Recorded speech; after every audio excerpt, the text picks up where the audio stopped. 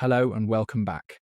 Wherever you are tonight, and whatever sort of day has carried you here, you can lay it down now, the whole tangled weight of it, the way you might set a heavy basket on the ground at the end of a long walk home. This is an evening made for letting go, for letting the room soften around you and the clamour of the present fade until it is no louder than rain on a far roof. It is for you, for the part of you that has been holding on since morning and would like, just for a while, to be carried somewhere else entirely. If you are willing, you can leave the carrying to me tonight, so that there is nothing left for you to do but breathe slowly and listen. And let your thoughts settle like dust in still air. We are going a very great distance back this evening, near 2,000 years, to a green and rain-washed island at the cold western edge of the ancient world, to a land of oak forest and open heath and wide grey skies, and to a queen whose name still carries, after all these centuries, the sound of thunder. She lived in a time when the largest empire the earth had yet seen was pressing its iron hand down upon her people, and she did something almost no one in that age dared to do. She rose against it, and before her story closes, the masters of that empire, secure in their marble city far across the sea, would learn to be afraid of the name of a woman from a wet and windy island they had thought already tamed. Though how it all ends is a long way ahead of us yet, and we will come to it gently in its own good time. Before we cross back over all those centuries together, let me say one quiet thing, and then I will not break the spell again. If these long journeys into the deep past are something you would like to return to on other restless nights, these few hours of slipping away into a world older and stranger than our own, then you are very welcome to subscribe and to settle in for as many of these evenings as you please. It costs you nothing at all. And it means that the next time sleep is slow in coming, this voice and this kind of evening will be easy to find again. I always love to know which corner of the world you are listening from, and what the hour is where you lie, whether it is the deep heart of the night or the first pale edge of a morning not yet arrived. And when you leave a few words below, I look through them far more often than you would imagine, usually in the small hours when the rest of the house has long gone quiet. For now, though, let all of that drift away from you. The island is waiting, green and dim, across the vast gulf of years. And so is she. Imagine this. A low green land under an enormous sky, far in the north and west of the known earth, where the light comes soft and silver through moving cloud, and the rain is never very far away. This is Britain, near 2,000 years ago, long before it was anything we would recognise, an island of dense forest and reedy marsh and rolling grassland, ringed by a cold and restless sea.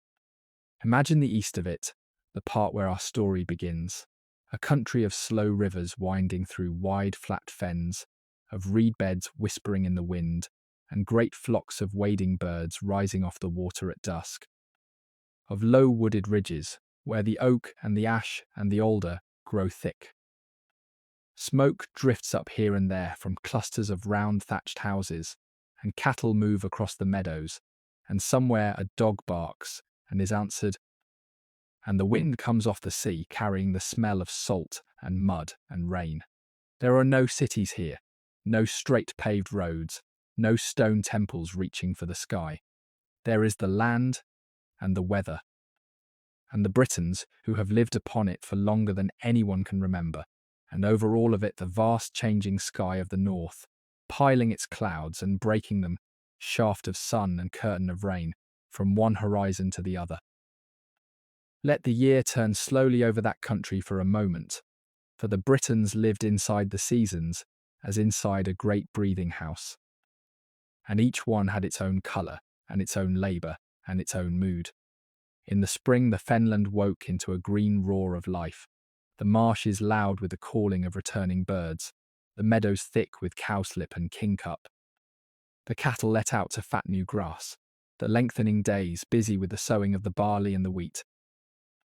Through the long light evenings of summer, the land lay rich and humming, the wheat ripening gold across the clearings, the bees in the lime blossom, the rivers low and warm and full of fish, and the islanders working from first light to last, to bring in the hay and tend the growing crop. Autumn brought the harvest and the slaughter, the grain gathered and stored against the cold, the surplus beasts killed and salted and smoked, the wild wood heavy with nuts, and the pigs grown fat on the fallen acorns, a season of plenty and of hard urgent work before the dark closed in. And then the winter, long and grey and wet on that island, the short days and the endless rain, the folk drawn close around their fires, while the wind moaned in the thatch, and the floods spread silver across the low fens. The time for mending and weaving and the telling of the old tales. The year was marked too by its festivals, the great fixed feasts that broke the long labour of the seasons, and gathered the people together in celebration and in awe. The turning points of the year were sacred, the moments when the world seemed to balance and shift, and the Britons kept them with fire and feasting and rite. There was the festival at the start of the dark half of the year, when the harvest was in and the herds were brought down from the summer pastures, and the beasts that could not be kept through the winter were slaughtered. A time when the Britons believed the boundary between the living and the dead grew thin, when the spirits walked and the other world pressed close, a night of bonfires and offerings, and a careful, fearful reverence for the powers beyond the veil. And there was the festival at the start of the bright half, in the spring, when the cattle were driven out to the new grass between great fires for luck and protection. A joyous welcome to the returning warmth and the renewal of the living world. Between them turned the lesser feasts of midwinter and midsummer, and the gathering of the first fruits, the whole year strung like beads upon the thread of the seasons. These were not idle holidays, but the deep rhythm of a nation's life. The times when the scattered families and the wider tribe came together, when marriages were made and disputes were judged and bargains struck, when the bards sang and the warriors feasted, and the druids performed the rites that kept the islanders right with their gods. To belong to such a world was to live inside a turning circle of labour and festival, of season and rite, that bound you to your land, your kin, your ancestors, and your gods in a single unbroken weave. It was this whole way of being, this ancient circle of life lived close to the earth, and the dead, and the divine, that the conquerors, with their straight roads and their tax rolls and their dead emperor made a god, had come to break and remake in their own image. And it was this, as much as her own scourged body and her violated daughters, that Boudica rose to defend, not merely a kingdom, but a world, a way of living that was older than Rome and that her people loved with their whole hearts, and that they were not yet willing to lose. It was a watery, wooded, half-wild country, far richer in living things than the tamed land we know now. Great forests of oak still covered much of it, dim and ancient, full of deer and boar, and the wolf and the wild ox, and the rivers ran clean and full, and the marshes of the east were a vast haven of birds, of duck and goose and crane and heron rising in their thousands off the reeds at dawn and dusk. The Britons of this land knew it intimately, every ford and trackway, every sacred spring and lucky grove. Every shift of the weather read in the colour of the sky and the behaviour of the beasts. They were not lords over their country in the way the invaders were lords. They lived within it, woven into its seasons and its creatures and its moods. And they loved it with the deep, unspoken love of a people who have never known any other home. This was the world that the eagles of Rome had come to swallow. And this was the world that one woman of it would rise, in time, to defend. The islanders of this eastern country were called the Iceni, and they are the heart of tonight's story. So let us come down out of that great sky and walk among them a while. They were one of many tribes who shared the island, each with its own land and its own king and its own proud sense of itself, sometimes trading with its neighbours and sometimes raiding them, bound together loosely by a common way of life and a common tongue and a common world of gods.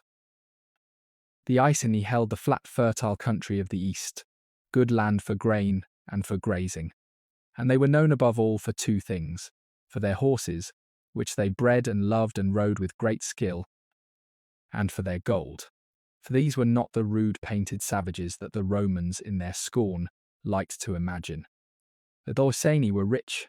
Buried in their earth, hidden in the ground against danger, lay hoards of the most beautiful worked gold. Twisted neck rings of astonishing craft, heavy and gleaming, the mark of kings and nobles, made by smiths whose skill could stand beside any in the ancient age. To wear such a ring at the throat was to wear one's rank and one's wealth and one's people's pride, all coiled together in shining metal. This was a wealthy, skilled, and deeply proud society, and it is important to hold that firmly in mind because the conquerors who wrote down what survives of this story despised the Britons. And we must look past their contempt to see the folk as they truly were. Their skill ran far beyond the working of gold. The Britons were fine craftsmen in many materials, and the goods they made bear witness to a society of real sophistication. They were masters of iron, smelting and forging it into the tools and weapons on which their whole life depended: the ploughshares and the sickles, the swords and the spearheads, the cauldrons and the fittings. Ironworking was an old and honoured craft among them. And the smith was a figure of something close to magic, a man who could draw hard, bright metal out of dull earth. They wove fine woolen cloth in the bright checks and stripes they loved, dyeing it in strong colours. And the quality of British woolens was prized even abroad. They worked bronze and enamel into ornaments of great beauty, harness fittings and mirrors and brooches alive, with the flowing, curving, endlessly inventive patterns of their art, an art quite unlike the stiff realism of Rome, full of spirals and tendrils and half-hidden faces. And they had, in the years before the conquest, even begun to strike their own coins, the southern tribes minting gold and silver pieces stamped with proud designs. The horse above all, that loved emblem of a horse-loving people, and sometimes the names of their kings. This is no small thing, for the making of coinage speaks of a settled, organised society with rulers and trade and a sense of its own standing, not a horde of wandering savages. The Britons traded across the sea, kept herds, and grew grain in abundance, mined and worked their metals, made beautiful things, and ruled themselves under their own kings and laws and gods. They were, in short, a true and ancient civilization in their own right, different from Rome, but in no way beneath it. And the contempt of the conquerors tells us far more about Roman pride than about British worth. It is this rich and accomplished people, and not the savages of their scorn, whom we must keep before us as we follow the story of their queen. The foundation of it all, beneath the gold and the horses and the warrior pride, was the patient work of the land, for these were first and last a farming people. They broke the heavy soil with ox-drawn ploughs, sowed their fields with barley and wheat and other grains, and reaped them with the curved iron sickle when the corn stood gold and heavy in the late summer. They kept cattle above all, the truest measure of wealth, and sheep for their wool and pigs that fattened in the oak woods, and the daily round of the household turned on the tending of beast and crop, the milking and the herding, the grinding of grain between heavy stones, the long labour that fed the people through the year. It was unglamorous work, and it never ended, and it was the real bedrock on which the whole proud edifice of their society stood. And from that labour came the plain good food of their tables. They ate bread, coarse and dark and filling, baked on the hearth or in simple ovens. They ate porridge and pottage of grain and beans. They had cheese and butter and milk from their herds, and meat when a beast was killed. Beef and pork and mutton, roasted or seethed in the great cauldron.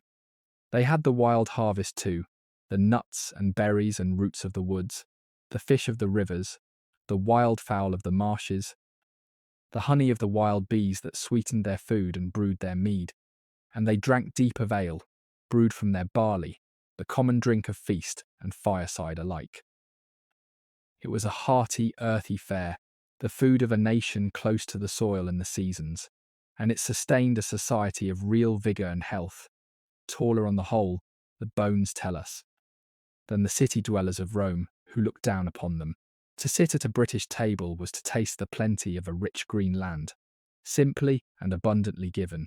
It was, in its own way, a good life. And the Britons who lived it had no wish to lose it to a foreign master.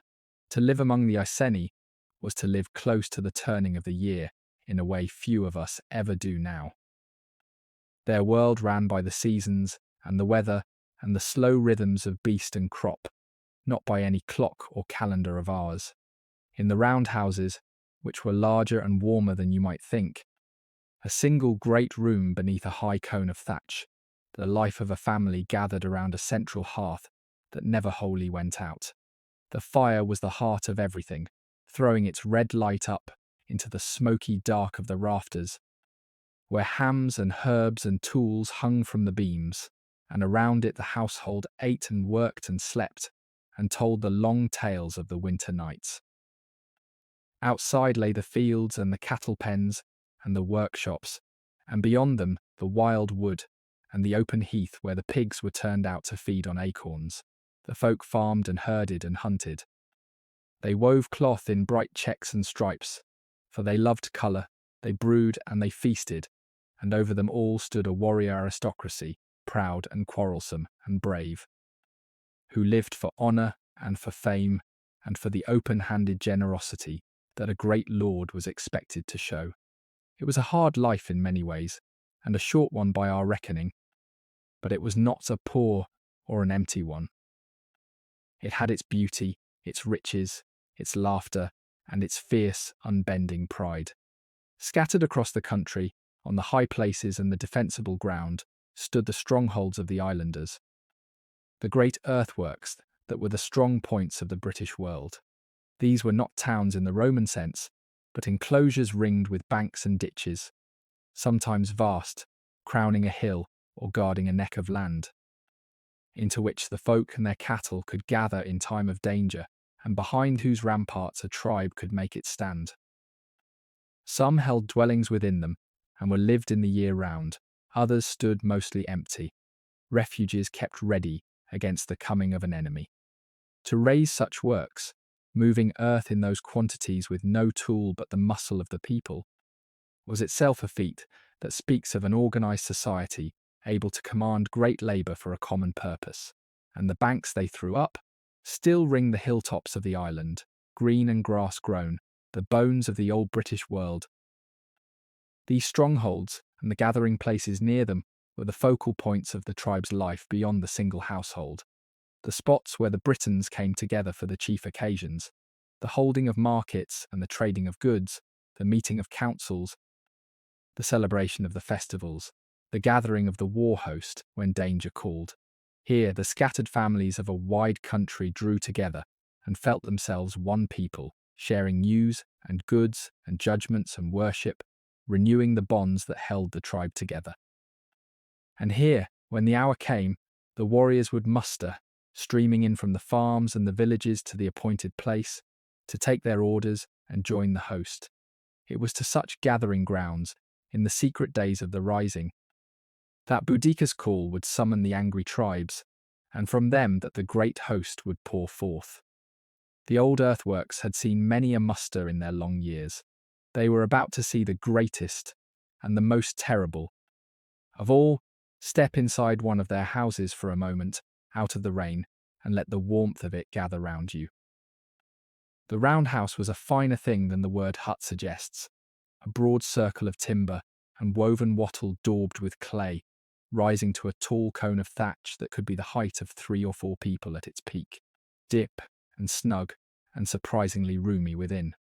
At its centre burned the hearth, the heart of the home, a low fire of wood and turf that smouldered day and night and was never quite let die. Its smoke drifting up to seep out slowly through the thatch, so that the high dark of the roof was always a little hazed and sweet with wood smoke. By its red light the family lived, the loom standing against one wall with its half-woven cloth, the pots and the querns for grinding grain, The sleeping places ranged around the edge under warm furs and woolen rugs. The tools and the stores and the bunches of drying herbs hanging from the beams overhead. It was a world of firelight and shadow, and the smell of smoke and beasts and baking bread, close and warm against the wet, wild dark outside. And to a child raised in it, it was the whole of safety and home. And it was a good world to be a child in its hard way, full of work, but full of life. The children of the Britons grew up close to the animals and the land, learning by doing as children always have, the small ones underfoot among the dogs and the chickens, the older ones set early to useful tasks, minding the geese, gathering firewood, scaring the birds from the ripening corn.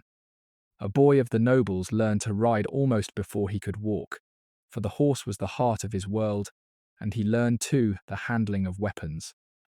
The spear and the sling and the little sword made to his size, for one day he would be a warrior, and his honour would depend on his skill. A girl learned at her mother's side the long arts of the household, the spinning and the weaving, the grinding and the baking, the tending of the sick and the keeping of the fire, the skills that would make her, in time, the mistress of a hall of her own. And all of them, boys and girls alike, drank in the tales of the long winter evenings, the deeds of the heroes and the doings of the gods, the genealogies of their own people, until the whole inheritance of the tribe lived in them and was ready to be passed on again. It was an education without a single written word, carried entirely in the doing and the telling, and it made a people who knew exactly who they were and where they had come from. Boudica herself was once such a child.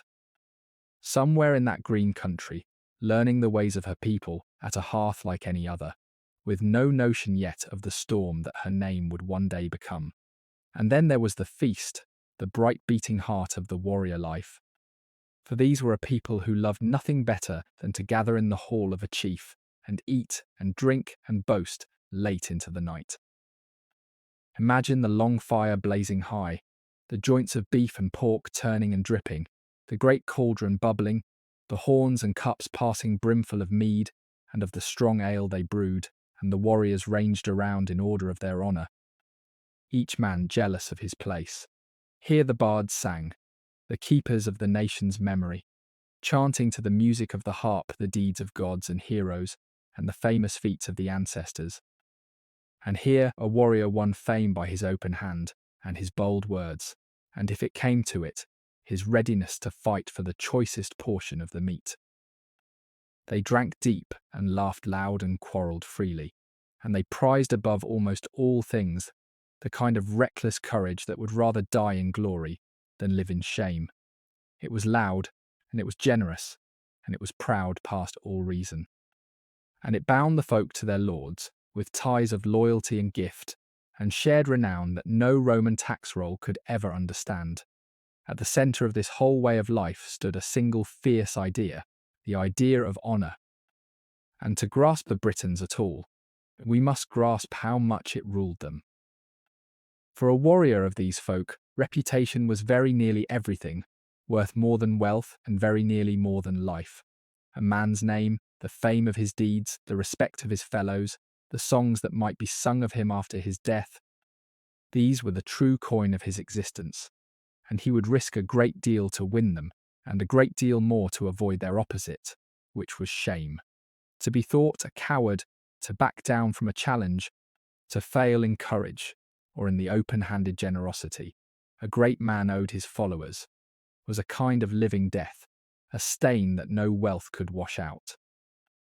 And so the warriors of the tribes lived in a constant, bracing rivalry of valour and largesse, each man measuring himself against the deeds of others, each seeking to stand a little higher in the eyes of his people. This code had its glories and its terrible costs. It made the Britons magnificently brave, willing to face any odds rather than bear the shame of flinching, and it made their loyalty, once given, a thing of iron.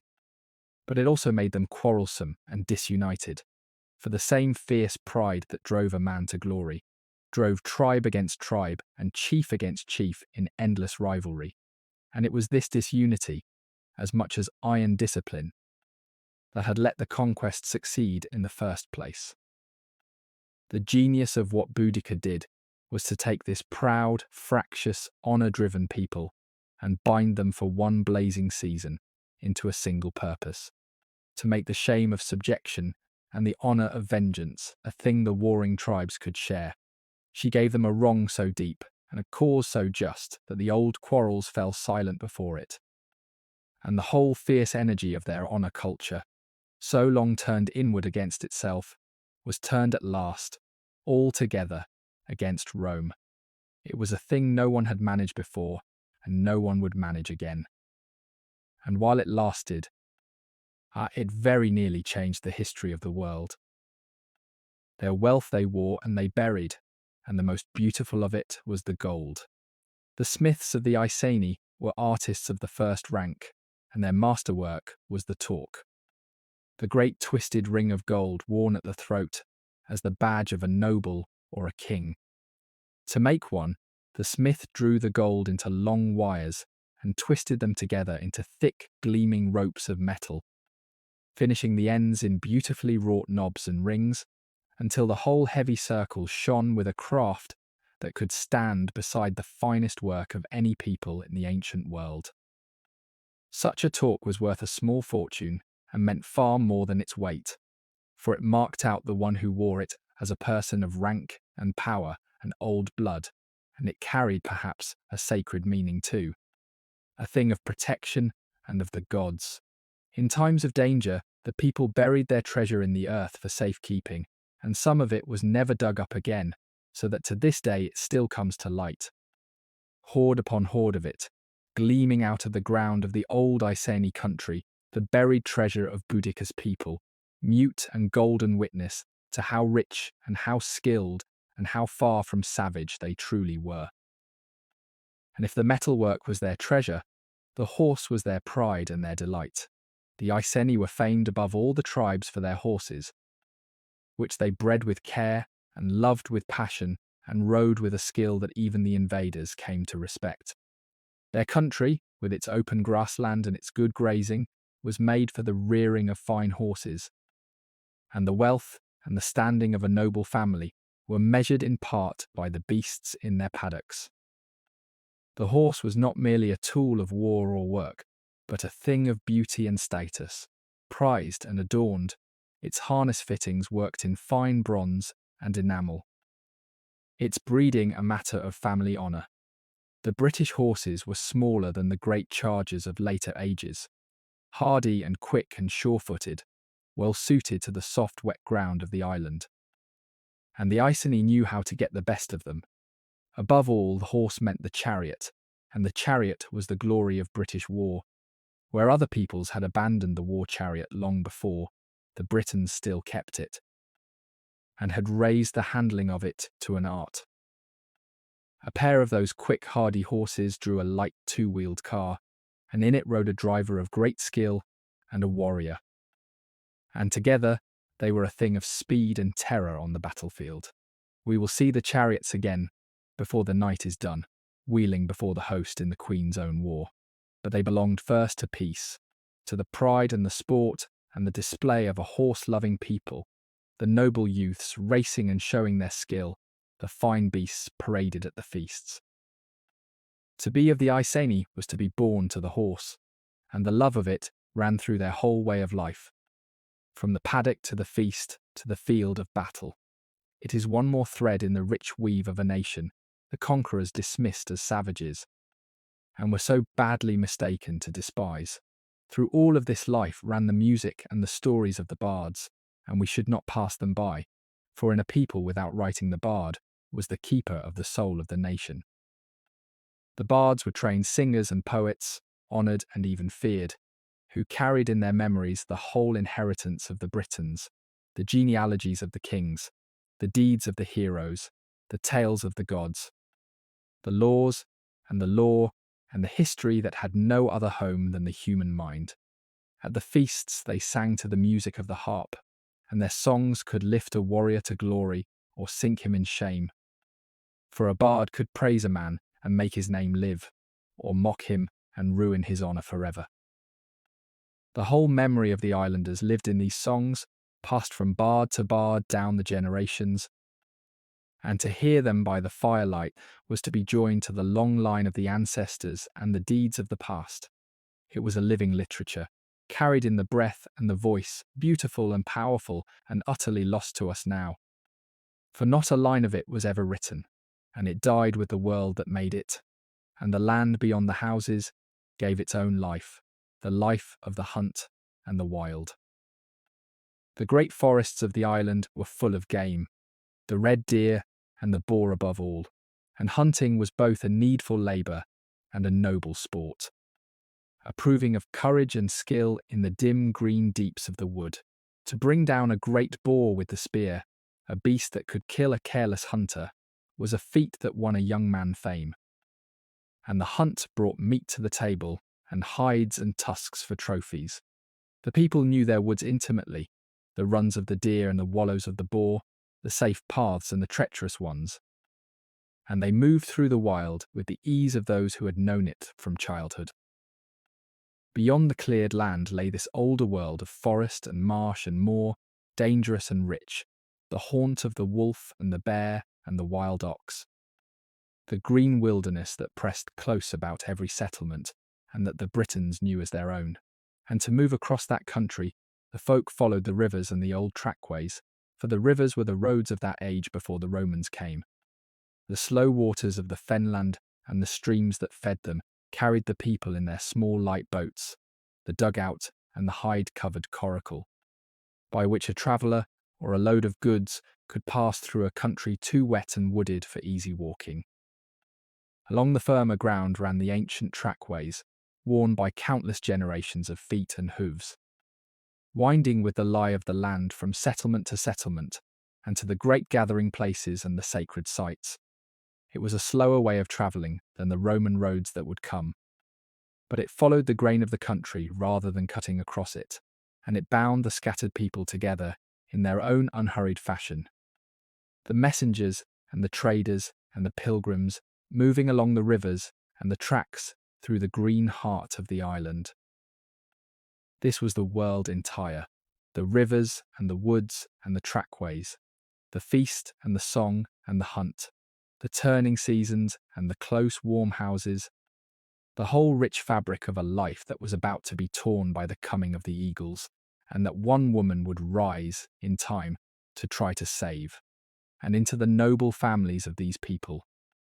In the years before the conquerors came, a girl was born who would one day make that pride blaze up into a fire the whole island would see. We know less about the early years of that girl than we would like, for her own folk kept no written records of their own, and almost everything that survives about her was set down long after, by Romans who never met her. But we know enough to draw her, and what we know is striking. She grew into a tall and commanding woman, taller than most of the men around her, with a great mass of tawny red hair that fell, it was said, all the way to her hips, and a voice that was harsh and carrying and used to being obeyed. She had a fierce and piercing gaze, and a presence that those who saw her never forgot, so that even a chronicler, no friend to her or her cause, recorded her as a figure of real and frightening grandeur. She wore the bright checked and striped cloth her people loved, a long tunic of many colours, and over it a thick cloak fastened with a brooch, and at her throat, the mark of her rank, a great twisted ring of gold. Picture her so, this tall, red-haired, gold-ringed woman, striding through the smoke and firelight of the royal hall. And you have the beginning of an image that 2,000 years have not been able to wear away. The look of her people, in their daily lives, was as vivid as their queen. The Britons loved colour and display, and dressed, when they could, in bright woolen cloth, woven in checks and stripes and bold patterns, dyed in strong reds and blues and yellows and greens from the plants of their country. The men wore tunics and the loose trousers that the invaders found so foreign and faintly comic, and over all a cloak fastened at the shoulder with a fine brooch. The women wore long gowns, belted and pinned, and both decked themselves with jewellery, the rings and bracelets and brooches and torques that their smiths made so beautifully. They wore their hair long, the men often with great drooping moustaches that the Romans, with their clean-shaven faces, thought wild and barbarous, and they tended their appearance with care, for to look well was a mark of standing among a nation who valued display. To a Roman, used to the plain white toga and the close-cropped Mediterranean look, the Britons must have seemed a riot of colour and hair and gold, gaudy and savage and strange. But it was not savagery. It was a different idea of beauty and dignity, the proud self-adornment of a people who carried their wealth on their bodies and their rank in their dress. The gleam of gold at a noble throat, the bright weave of a fine cloak, the careful dressing of the hair, all spoke a language of status and identity as clear to those who could read it as any Roman badge of office. And at the very summit of that proud and colourful world stood Boudica herself, the tall queen in her many-coloured tunic and her great gold torque, the very embodiment of her own folks' love of splendour and their fierce sense of their own worth. When she rode out before her host, she rode as the living image of everything the Britons were, and everything they were fighting to keep, bright, proud, free, and utterly themselves. Her name has come down to us in several forms, but we know her now as Boudica, and the name itself tells us something, for in the old tongue of the Britons, it carried the meaning of victory. She was, in a sense, named Victory, a fitting name for the daughter of a noble house among a warlike people, though no one then could have guessed how bitterly and how gloriously that name would be tested. We should pause here on one thing that would have surprised the conquerors deeply, and that matters greatly to all that follows. Among the Britons, women could hold a power and a standing that the men of Rome found almost unthinkable. A woman of the right blood could own property, could lead, could even rule and make war. And the Britons saw nothing strange in following a queen into battle. To the invaders, with their rigid sense that public life and warfare belonged to men alone, the very idea was an outrage and a scandal, a sign of how backward these islanders must be. But it was simply the way of Boudica's world, and it is the reason that, when the hour of crisis came, a woman could stand at the head of a whole people and lead them in arms. And no one among them thought it anything but right. This is worth dwelling on, because it is so unlike what came after, and so unlike what the Romans believed proper. In the society of the Britons, a woman of rank was no shut-away ornament, but a person of real weight and consequence. She could hold land and wealth in her own name and pass it to her heirs. She could speak in the councils of her people. She could, if her blood and her spirit fitted her for it, lead. The bonds of marriage among them were not the chains the conquerors made of them, and a wife kept a standing and a voice of her own. There were old stories even of warrior women, of queens who rode to battle and held their own against any man, and the Britons saw nothing shameful or strange in any of it. To the invaders, who walked into this world from a society where women held no office, cast no vote, and were expected to keep silent in all public things, the sight of British women so free and so bold was bewildering, even disgusting, a mark of how uncivilized these islanders must be. The chroniclers could barely conceal their astonishment that a nation would follow a woman into war at all. And yet it was exactly this difference, this thing the Romans scorned, that would rise up to scourge them. For when Rome wronged the royal house of the Iceni, it did not reckon with the standing a queen could hold among such a people. It imagined, perhaps, that to shame a woman was a small thing, a humiliation without consequence, the breaking of a creature who did not matter. It could not have been more mistaken. In Boudica it had laid its hand upon a figure who could, by the custom of her own world, gather a whole nation behind her and lead it to war, and who now had every reason under heaven to do so. The freedom of British women, which the conquerors found so contemptible, was about to become the most dangerous force in the island. Rome had insulted not a powerless victim, but a queen with the standing to answer, and answer she would. For all that high standing, The daily life of most women among the Britons was one of constant and skilled labour, the unending work that held a household together, and it is worth seeing it. For it was the world Boudica herself had come from the grinding of the grain at the heavy stone quern, hour upon patient hour, to the baking of the day's bread, to the milking of the cattle and the making of butter and cheese. The work of feeding a household fell largely to its women, and it never ceased. So too did the making of cloth, which was women's work and women's pride, the whole long labour of it, the cleaning and combing of the wool, the spinning of it into thread on the simple spindle that turned in idle moments all day long, and then the weaving of it on the upright loom that stood in every house, the cloth growing slowly row by row into the bright checked and striped garments the Britons wore. To clothe a family was a year-round task, and a woman's skill at it was a real measure of her worth. And there was the rearing of the children, and the tending of the sick and the old, and the brewing of the ale, and the gathering of herbs for medicine and flavour, and the keeping of the fire, and the 100 small tasks that filled the turning day.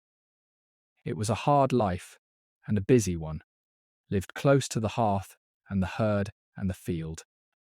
And it asked of a woman strength and skill and endless patience. But it was not, for all its labour, a life without standing or respect. The woman who ran a household well was honoured for it, the skilled weaver, the wise healer. The keeper of the home's plenty held a real and recognised place. And above the common women stood the noble women and the queens, freed by their wealth from the heaviest of the daily toil, but raised in the same world of work and skill, women of authority and consequence in their own right. Out of this world of strong, skilled, capable women came the queen who would lead a nation to war. And it is no accident at all that such a society could follow a woman into battle and think it the most natural thing in the world, of the gods of these folk, and the strange, deep current of their faith. We must say a little, for it ran through everything they did. The Britons worshipped many gods, powers of the sky and the earth and the water, and they felt the sacred most strongly, not in any building made by hands, but in the living places of the wild, in the dark heart of an oak grove, in the still surface of a pool, at the bubbling source of a spring.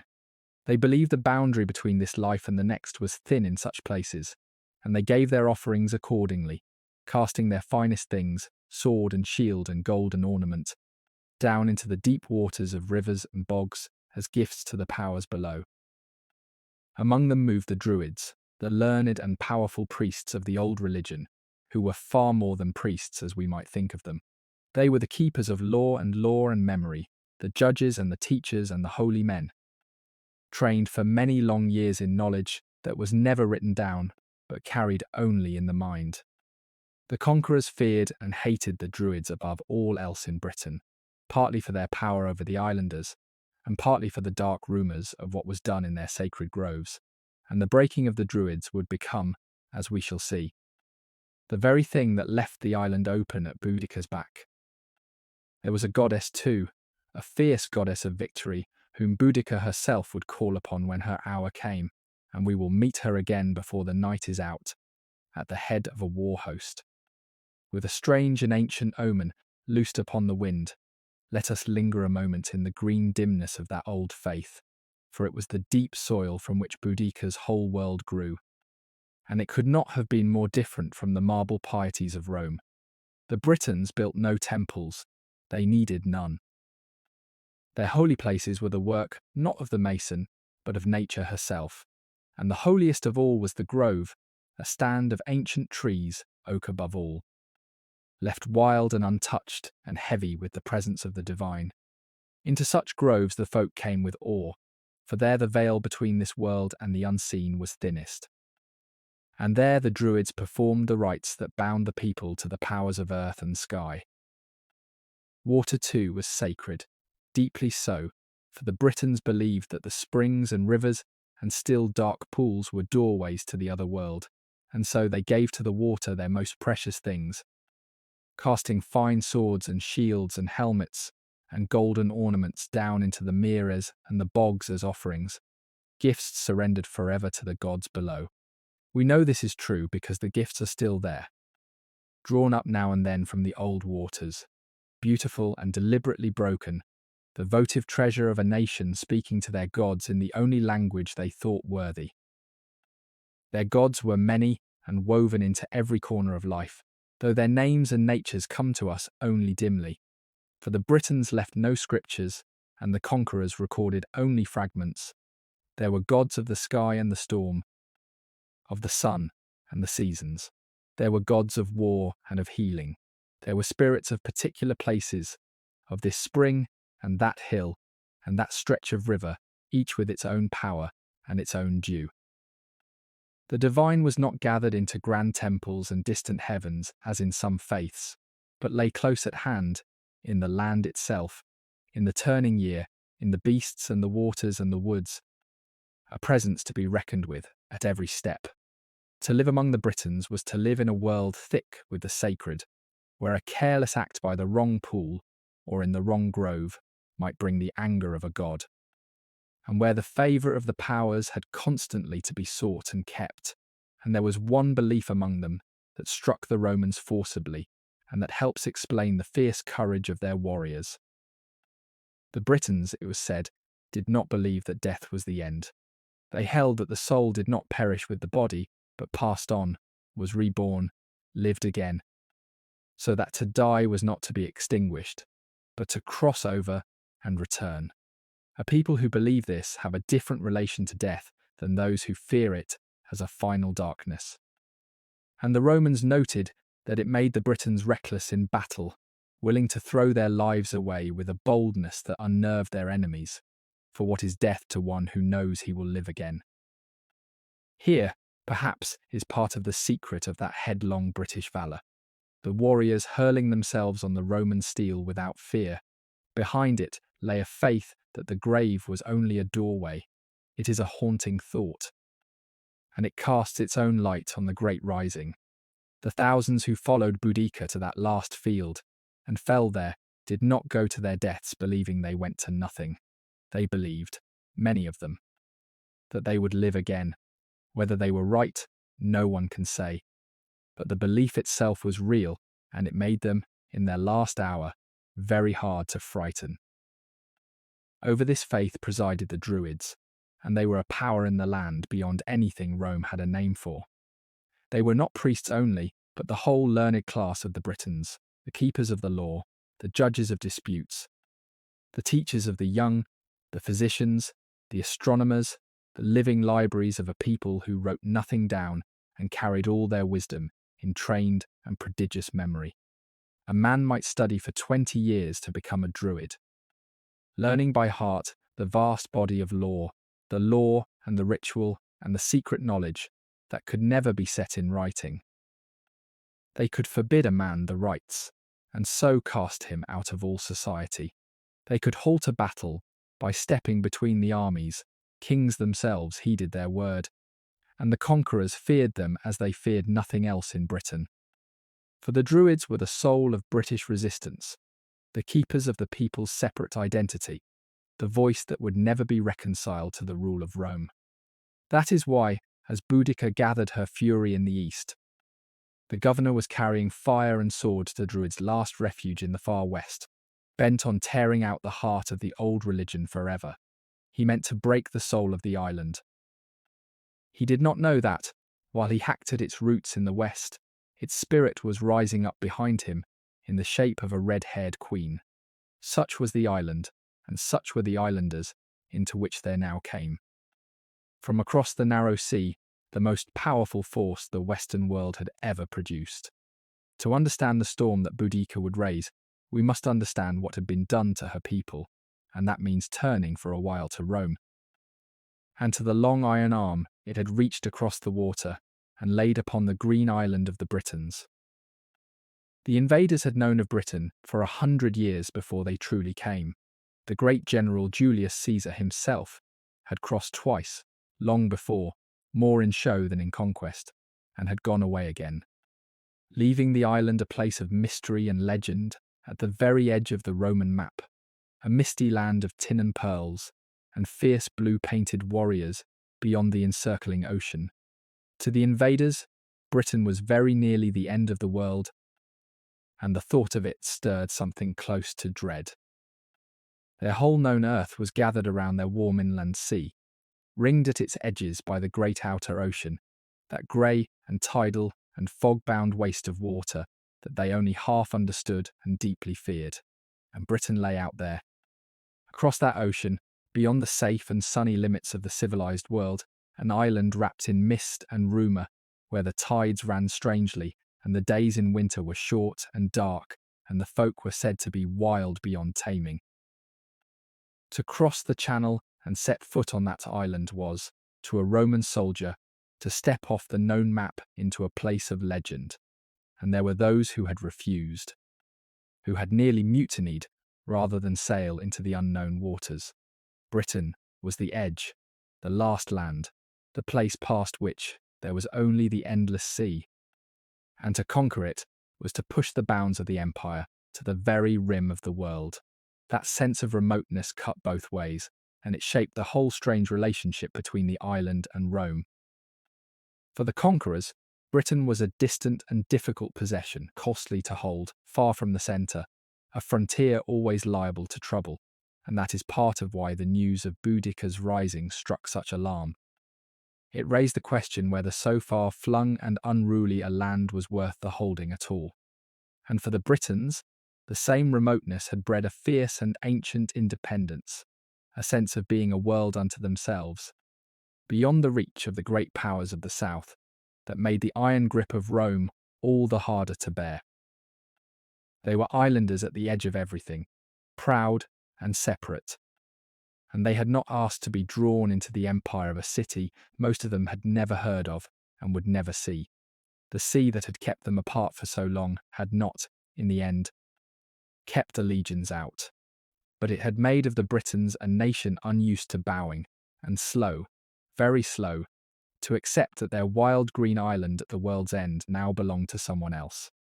And there was the weather, that great shaping fact of British life, which the islanders wore like a second skin, and which the conquerors from the warm south found a torment almost beyond bearing.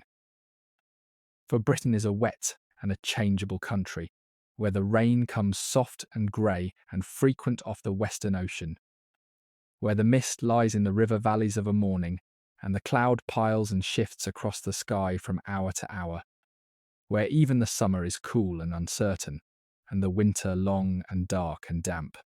To the Britons, this was simply the world, the only weather they had ever known, and they were hardened to it, going about their work in the rain and the cold as a matter of course, dressed in their thick wool against the wet, at home in the mud and the mist of their island as a fish is at home in water.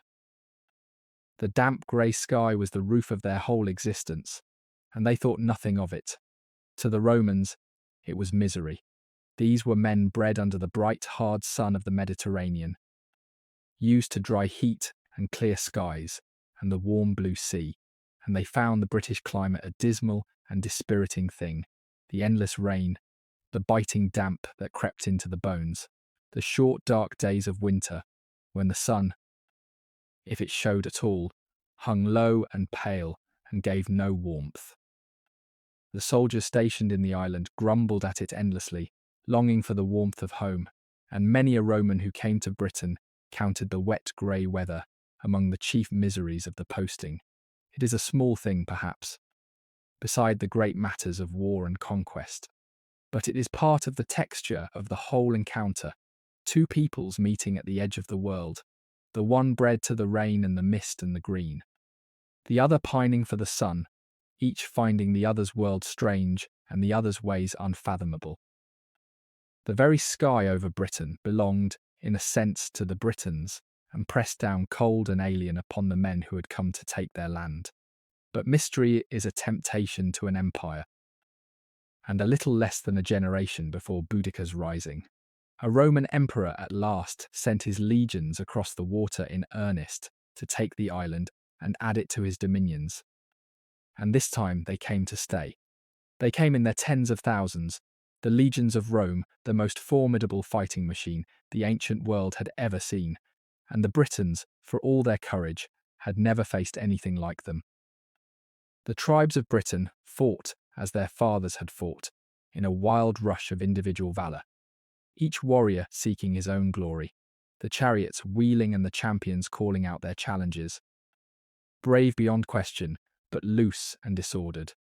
Against them came a force that fought as a single body, drilled to move and turn and strike as one, armoured in iron, shielded behind a wall of shields, throwing its heavy javelins in deadly volleys, and then closing in with the short stabbing sword, rank behind disciplined rank, as patient and as crushing as a closing door.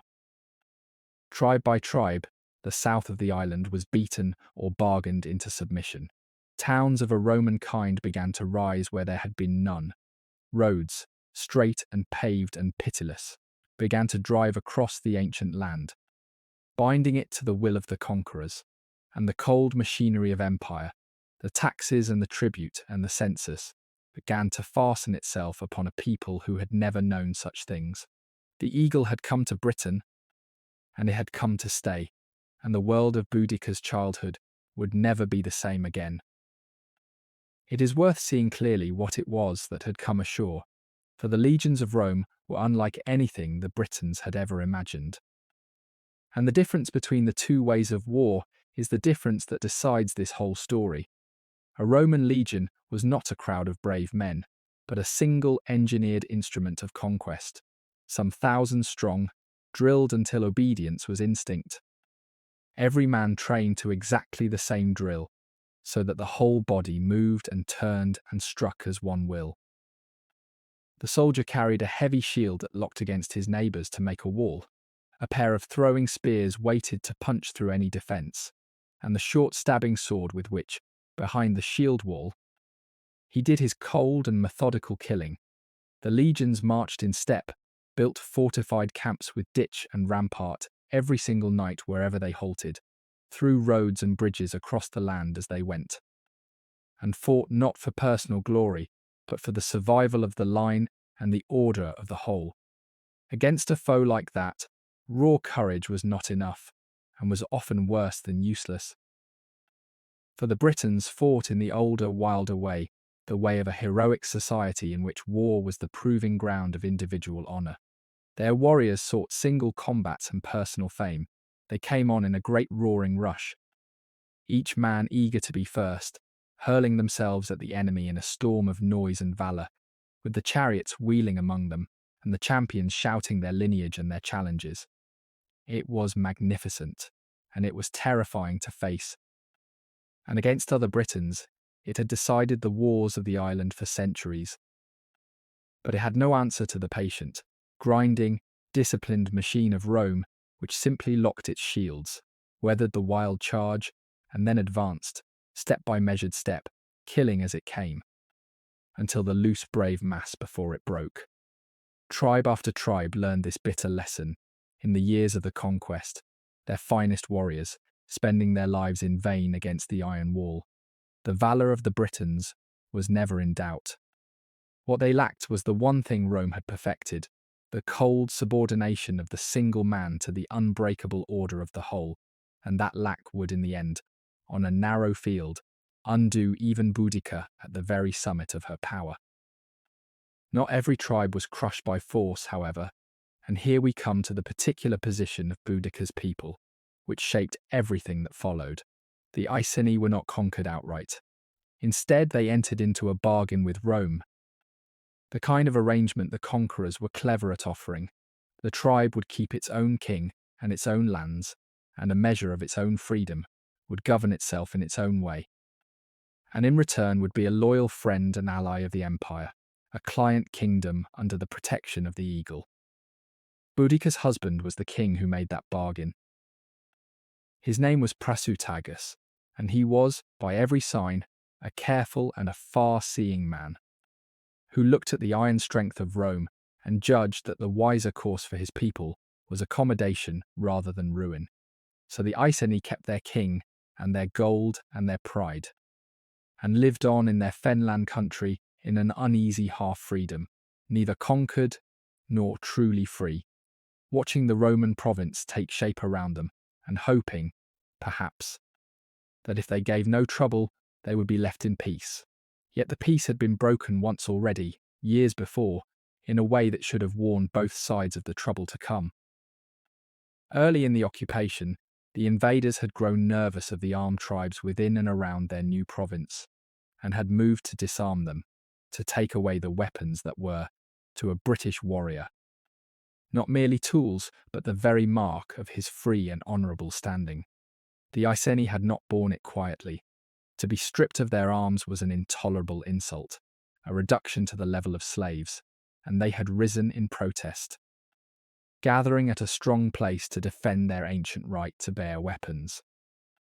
The Romans had put the rising down, defeating the Iceni in a sharp fight, but the tribe had kept its existence and its client status, chastened but not destroyed.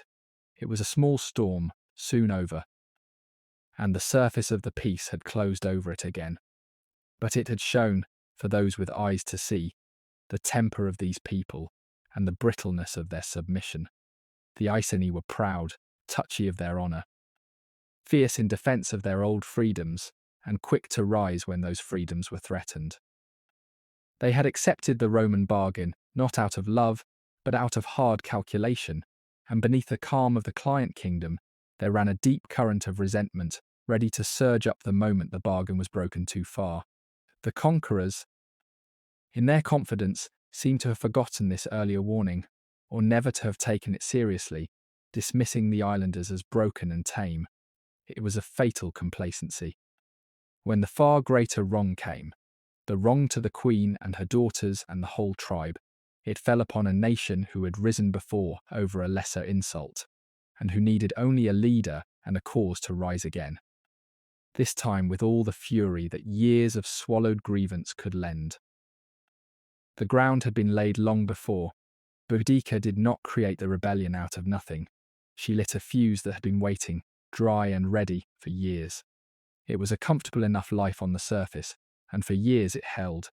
Prasutagus reigned. Boudica was his queen.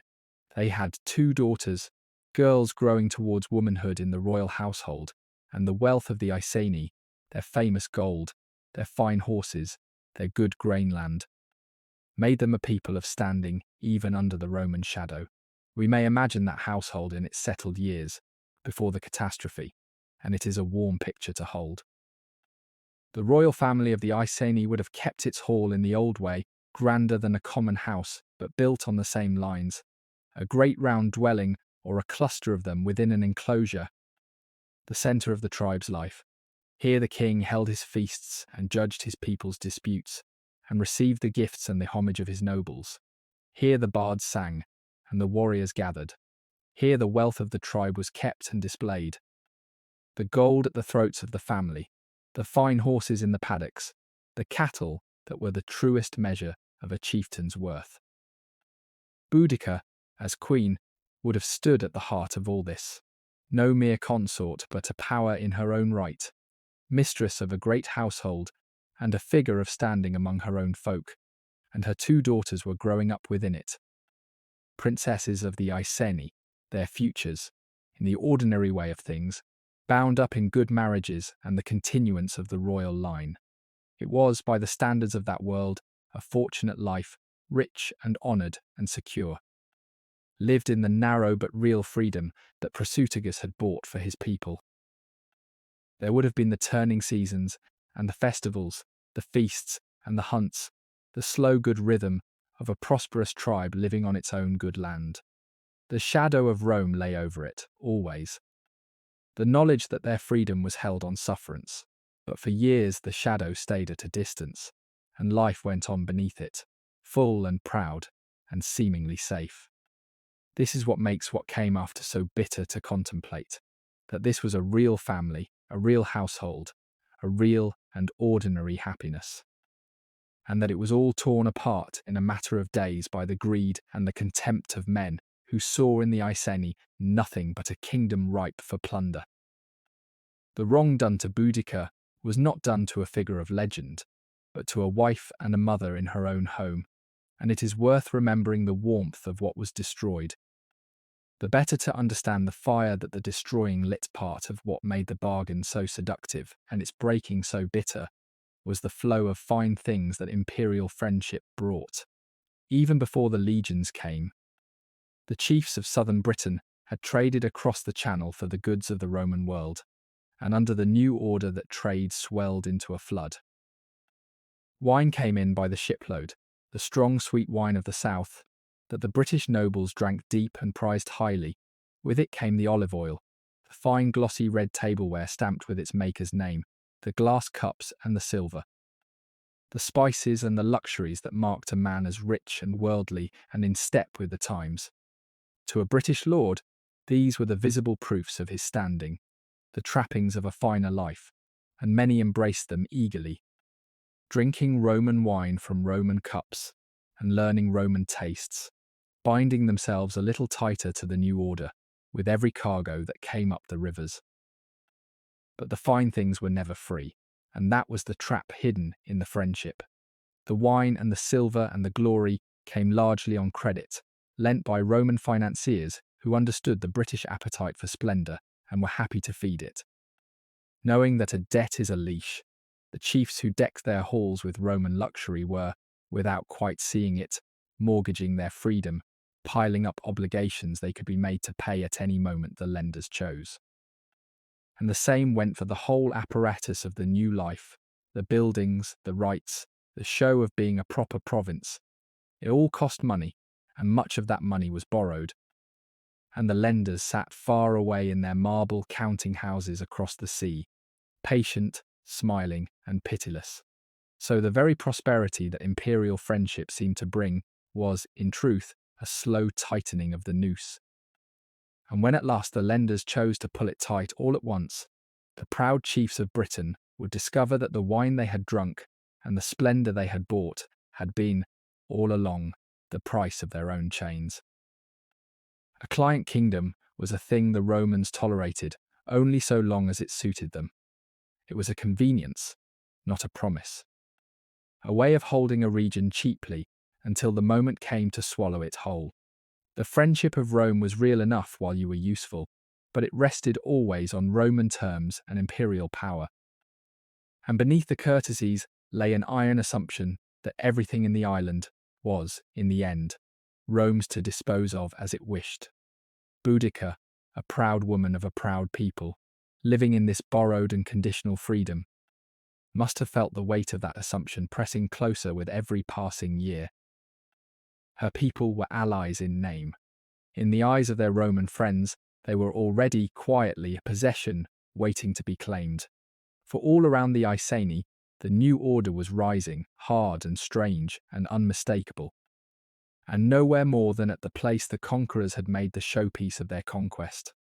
Where there had once been a great stronghold of the Britons, the invaders had planted a town in their own image, a colony for their old soldiers, the men who had served out their years in the legions and were rewarded with land and a home in the conquered country. This town, which we now call by a later name, but which stood where Colchester stands today, became the very face of imperial power in Britain. And to the Britons it was a face they came to loathe. The veteran soldiers settled there, helped themselves to the land and the goods of the people around them, driving them off their farms, treating them as a conquered and contemptible race, beating and robbing and humiliating them with the casual cruelty of men who knew the law would always side with the conqueror. And at the heart of the town, the Romans raised something that, to British eyes, was the deepest insult of all. A great temple of gleaming Roman stone, dedicated to the worship of a dead Roman emperor as a god. The Britons were made to pay for this temple, and to serve its rites, and to bow before the image of the very man whose legions had stolen their freedom. Hailed now as a deity, it sat in the heart of the captured land, like a splinter driven deep into a wound, and the hatred gathered around it, year by year, quiet and patient and growing. To a Briton, everything about these new Roman towns must have seemed strange to the point of unnatural, an alien thing set down on the old familiar land, where the Britons built in timber and thatch, and in soft curves that followed the lie of the ground, the conquerors built in stone and brick and hard straight lines, laying out their towns in a rigid grid of streets, crossing at clean right angles. With a forum and a public square at the centre, temples and baths and offices of administration, shops and houses ranged in neat blocks. There were the public baths with their heated rooms and their cult of bathing that the Britons found baffling. There were the wine and the oil and the strange fine goods shipped in from across the sea. There was the whole apparatus of a way of life that announced, in every line and every law, that a new and superior order had arrived to govern the backward island. The baths, in particular, must have seemed a thing of wonder and absurdity to a Briton seeing them for the first time. To the Romans, the bathhouse was the very centre of civilized life, a place of warm rooms and hot pools and cold plunges, of steam and oil and the scraping clean of the skin, where men gathered to wash and to talk and to do business and to pass the idle hours in comfort. They built these baths wherever they settled, heating them by a clever system that ran hot air beneath the floors, and they thought a town without them scarcely a town at all. To the Briton, used to the river and the stream and a hardy indifference to the cold, the whole elaborate ritual of the bath, the lingering in the warm rooms, the careful tending of the body would have looked like the strangest of indulgences, a softness almost unmanly, a sign of how oddly these conquerors lived. And yet there was a quiet power in it too, for the baths, like the wine and the fine tableware and the heated villas, were part of how Rome won over the chiefs of the conquered, by offering them comforts and pleasures they had never known, and so binding them, through their own appetites, ever more closely to the new order. The bathhouse was a weapon as surely as the sword, only gentler and slower and in its way harder to resist, and binding it all together ran the roads, those famous Roman roads, driven dead straight across the country from town to town and fort to fort, cutting through forest and fen and ancient field boundary, without regard for anything that had been there before, paved and ditched and built to last. The iron sinews of the conquest along which the legions could march and the tax and the tribute could flow. It was not only the look of things that changed under Rome, but the very shape of time and order and law. And to the Britons, it must have felt like having a stranger's grid laid down over the living face of their world. The invaders counted and measured and recorded everything, in a way the Britons had never done. They took a census of the Britons, assessed the land, kept written rolls of who owed what, ran their affairs by clock and calendar and the cold authority of documents. Where the Britons had governed themselves by custom and the spoken judgment of their kings and druids, by the old unwritten ways carried in living memory, the invaders brought written law, courts, officials, the whole apparatus of a state that ruled through paper and procedure rather than through the bonds of kin and honour, to a nation for whom a man's word and a chief's judgment had always been enough. This rule by ledger and statute must have seemed cold, alien, and faintly menacing, and it bound them in ways they could not escape or even fully understand. A Briton who had never in his life been answerable to anyone but his own chief now found himself subject to distant officials, enforcing rules made in a city he would never see, in a language not his own. Backed by a power there was no appealing against. The tax fell due whether the harvest had been good or bad. The demands of the army came whether the islanders could spare the grain or not. The law spoke, and the soldiers enforced it. And there was no arguing with either. It was a loss, not just of wealth and freedom, but of a whole way of being answerable to the world. The replacement of the warm, harsh, human order of the tribe, with the cold, impartial, inhuman order of the empire. For a proud people used to ruling themselves, it was a daily reminder that they were no longer masters in their own land. And it bred a resentment that the comforts of imperial peace could never quite outweigh. For the conquered, this new order meant a daily diet of small and large humiliations. The land was surveyed and assessed and taxed, The census counted the folk like cattle. Goods and grain were requisitioned for the army. Men were taken for forced labour on the roads and the public works. The Britons were made to feel, at every turn, that they were a defeated and inferior race in their own country, subject to the whim of officials and soldiers, who held them in open contempt and who knew that the law and the sword would always uphold a Roman against a native. Around the veterans' colony in particular, the old soldiers behaved as conquerors among a beaten people, seizing land and labour as they pleased. Confident that no complaint of a Briton would ever be heard against them, and rising over all of it stood that great stone temple to the dead emperor, made a god, paid for out of British pockets, served by British hands, a perpetual reminder of who now ruled and whom they must worship.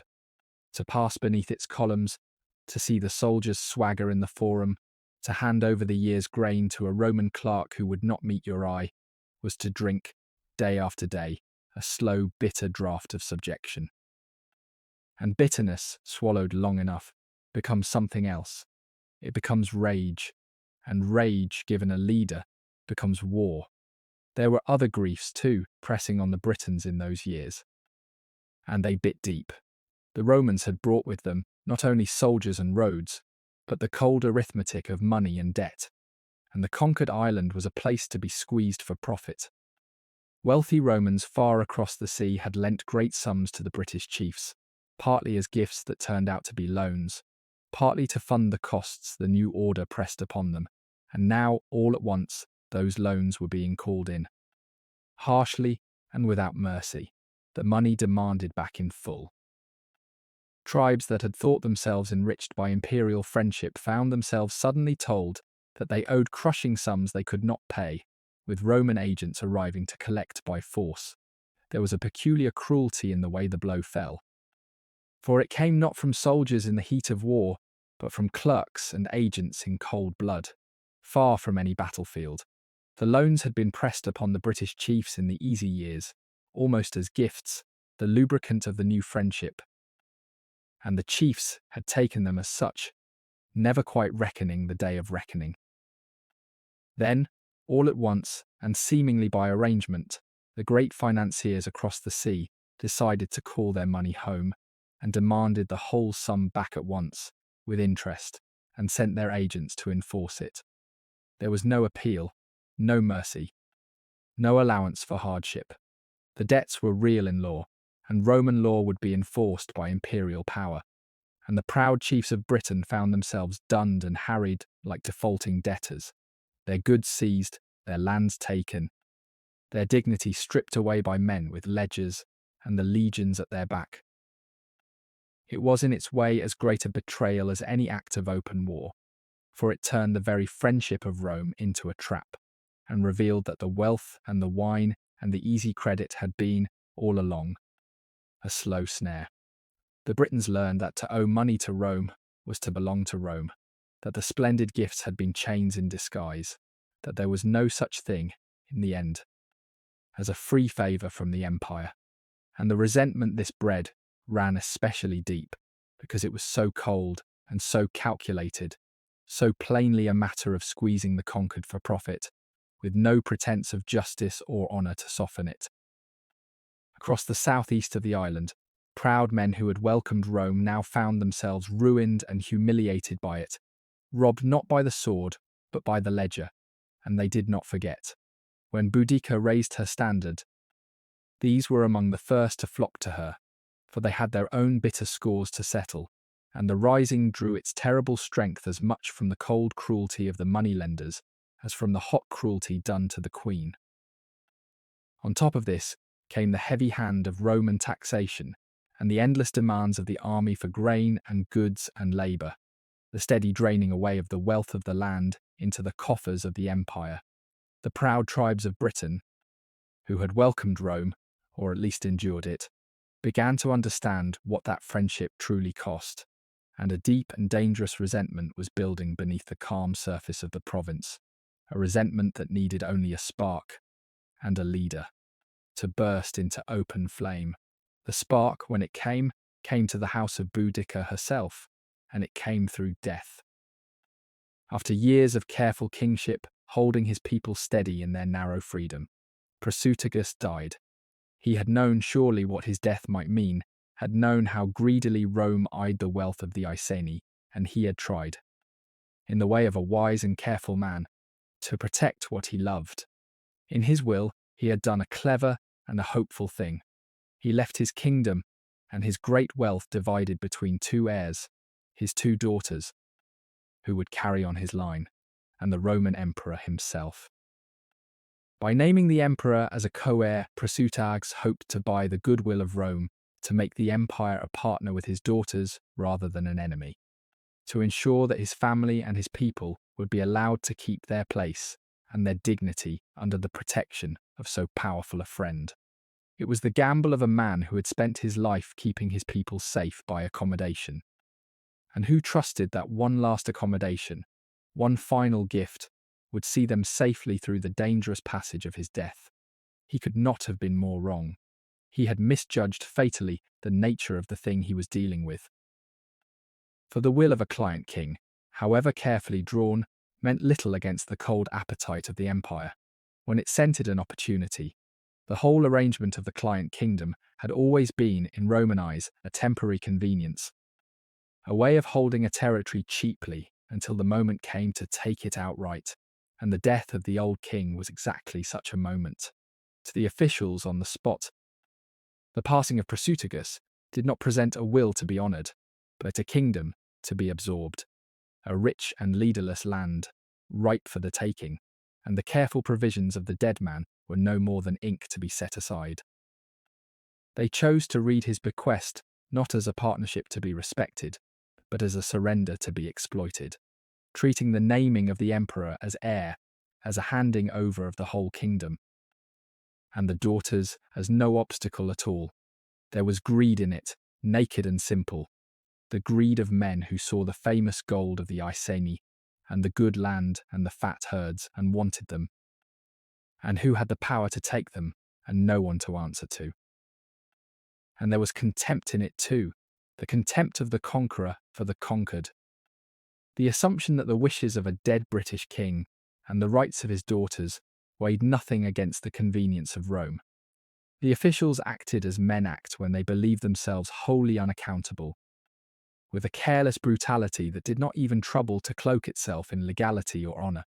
They had the power, the Iceni did not, and that, to their minds, was the end of the matter. They were about to learn at appalling cost that power without justice breeds a hatred that force alone cannot always contain, and that the proud people they so casually robbed had a queen and a tradition of rising, and a long memory for wrongs.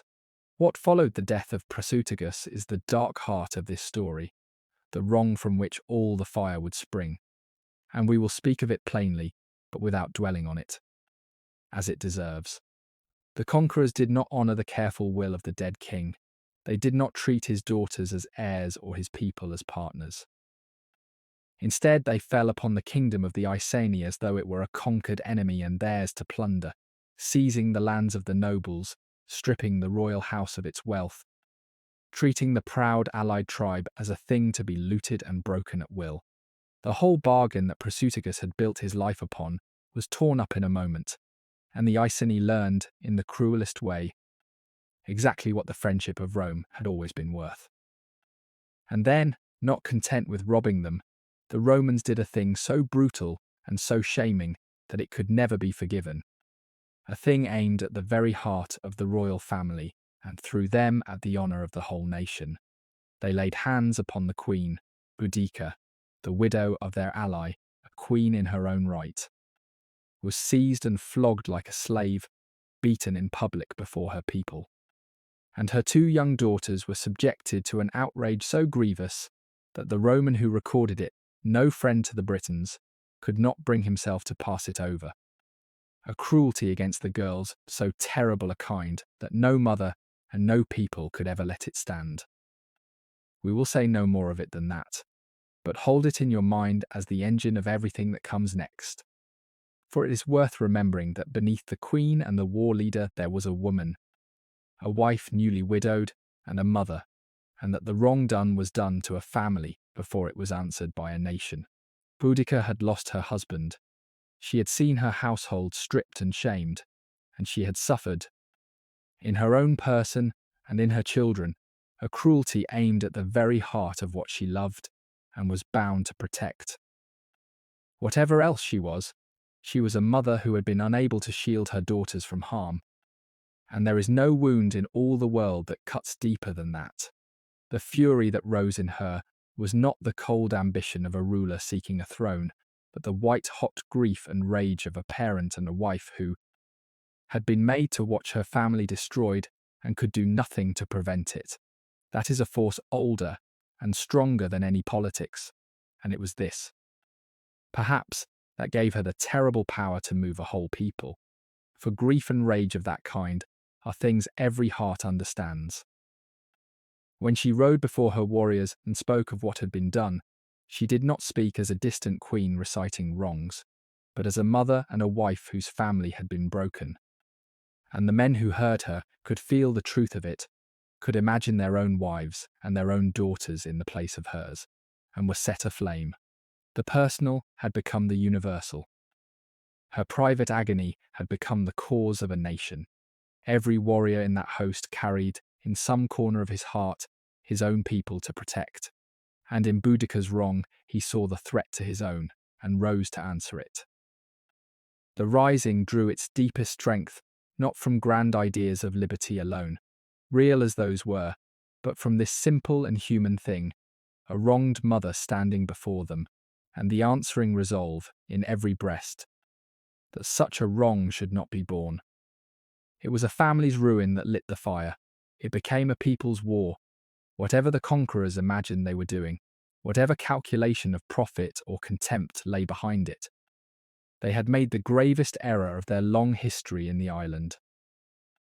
They had taken a wealthy, proud, and warlike people, already seething under the weight of debt and insult, and they had handed them, in the person of their wronged and furious queen, exactly what a rising needs and almost never finds: a leader with an unbreakable cause and the standing to command. For Boudica did not break under what was done to her. The fire of it went into her and became something cold and hard and terrible and purposeful. She rose from her shaming not as a victim, but as a force, and she looked out at her ruined people and at the hated towns of the conquerors, and at the whole arrogant machinery of Rome, and she resolved, with the absolute resolve of one who has nothing left to lose and everything to avenge, to drive it from her island or die. We should pause on that transformation, for it is the hinge of the whole story. The moment a wronged woman became a force of history, everything had been taken from her: her husband, her kingdom, her wealth, her dignity, the safety of her children, the whole settled order of her life. The invaders, in their contempt, had surely imagined that a woman so stripped and shamed would be broken, would weep and submit and trouble them no further. They had read her exactly backward. For there is a particular and terrible strength in one who has lost everything, who has been driven past the point where fear can hold any further power. And Boudica had been driven there. She had nothing left to protect, nothing left to lose, and so no restraint upon her at all, and into that emptiness rushed a cold and total resolve. She would not survive this quietly. She would answer it with all the fury of her wronged heart and all the standing of her royal blood. And she would either tear the conquerors out of her island, or she would die in the attempt. That is the kind of resolve that changes the course of nations. The resolve of one who has crossed beyond hope and fear alike into a clear and burning certainty, and it was joined, in her, to the one other thing that could make it count: the standing to command. A peasant woman so wronged could have done nothing but grieve. A queen so wronged could raise a nation. Boudica was both the wound and the one with the power to avenge it, the victim and the war leader in a single body, and that rare and dangerous combination was exactly what Rome, in its careless cruelty, had created. The empire had not merely insulted a woman, it had forged a weapon, tempered it in the fire of an unforgivable wrong.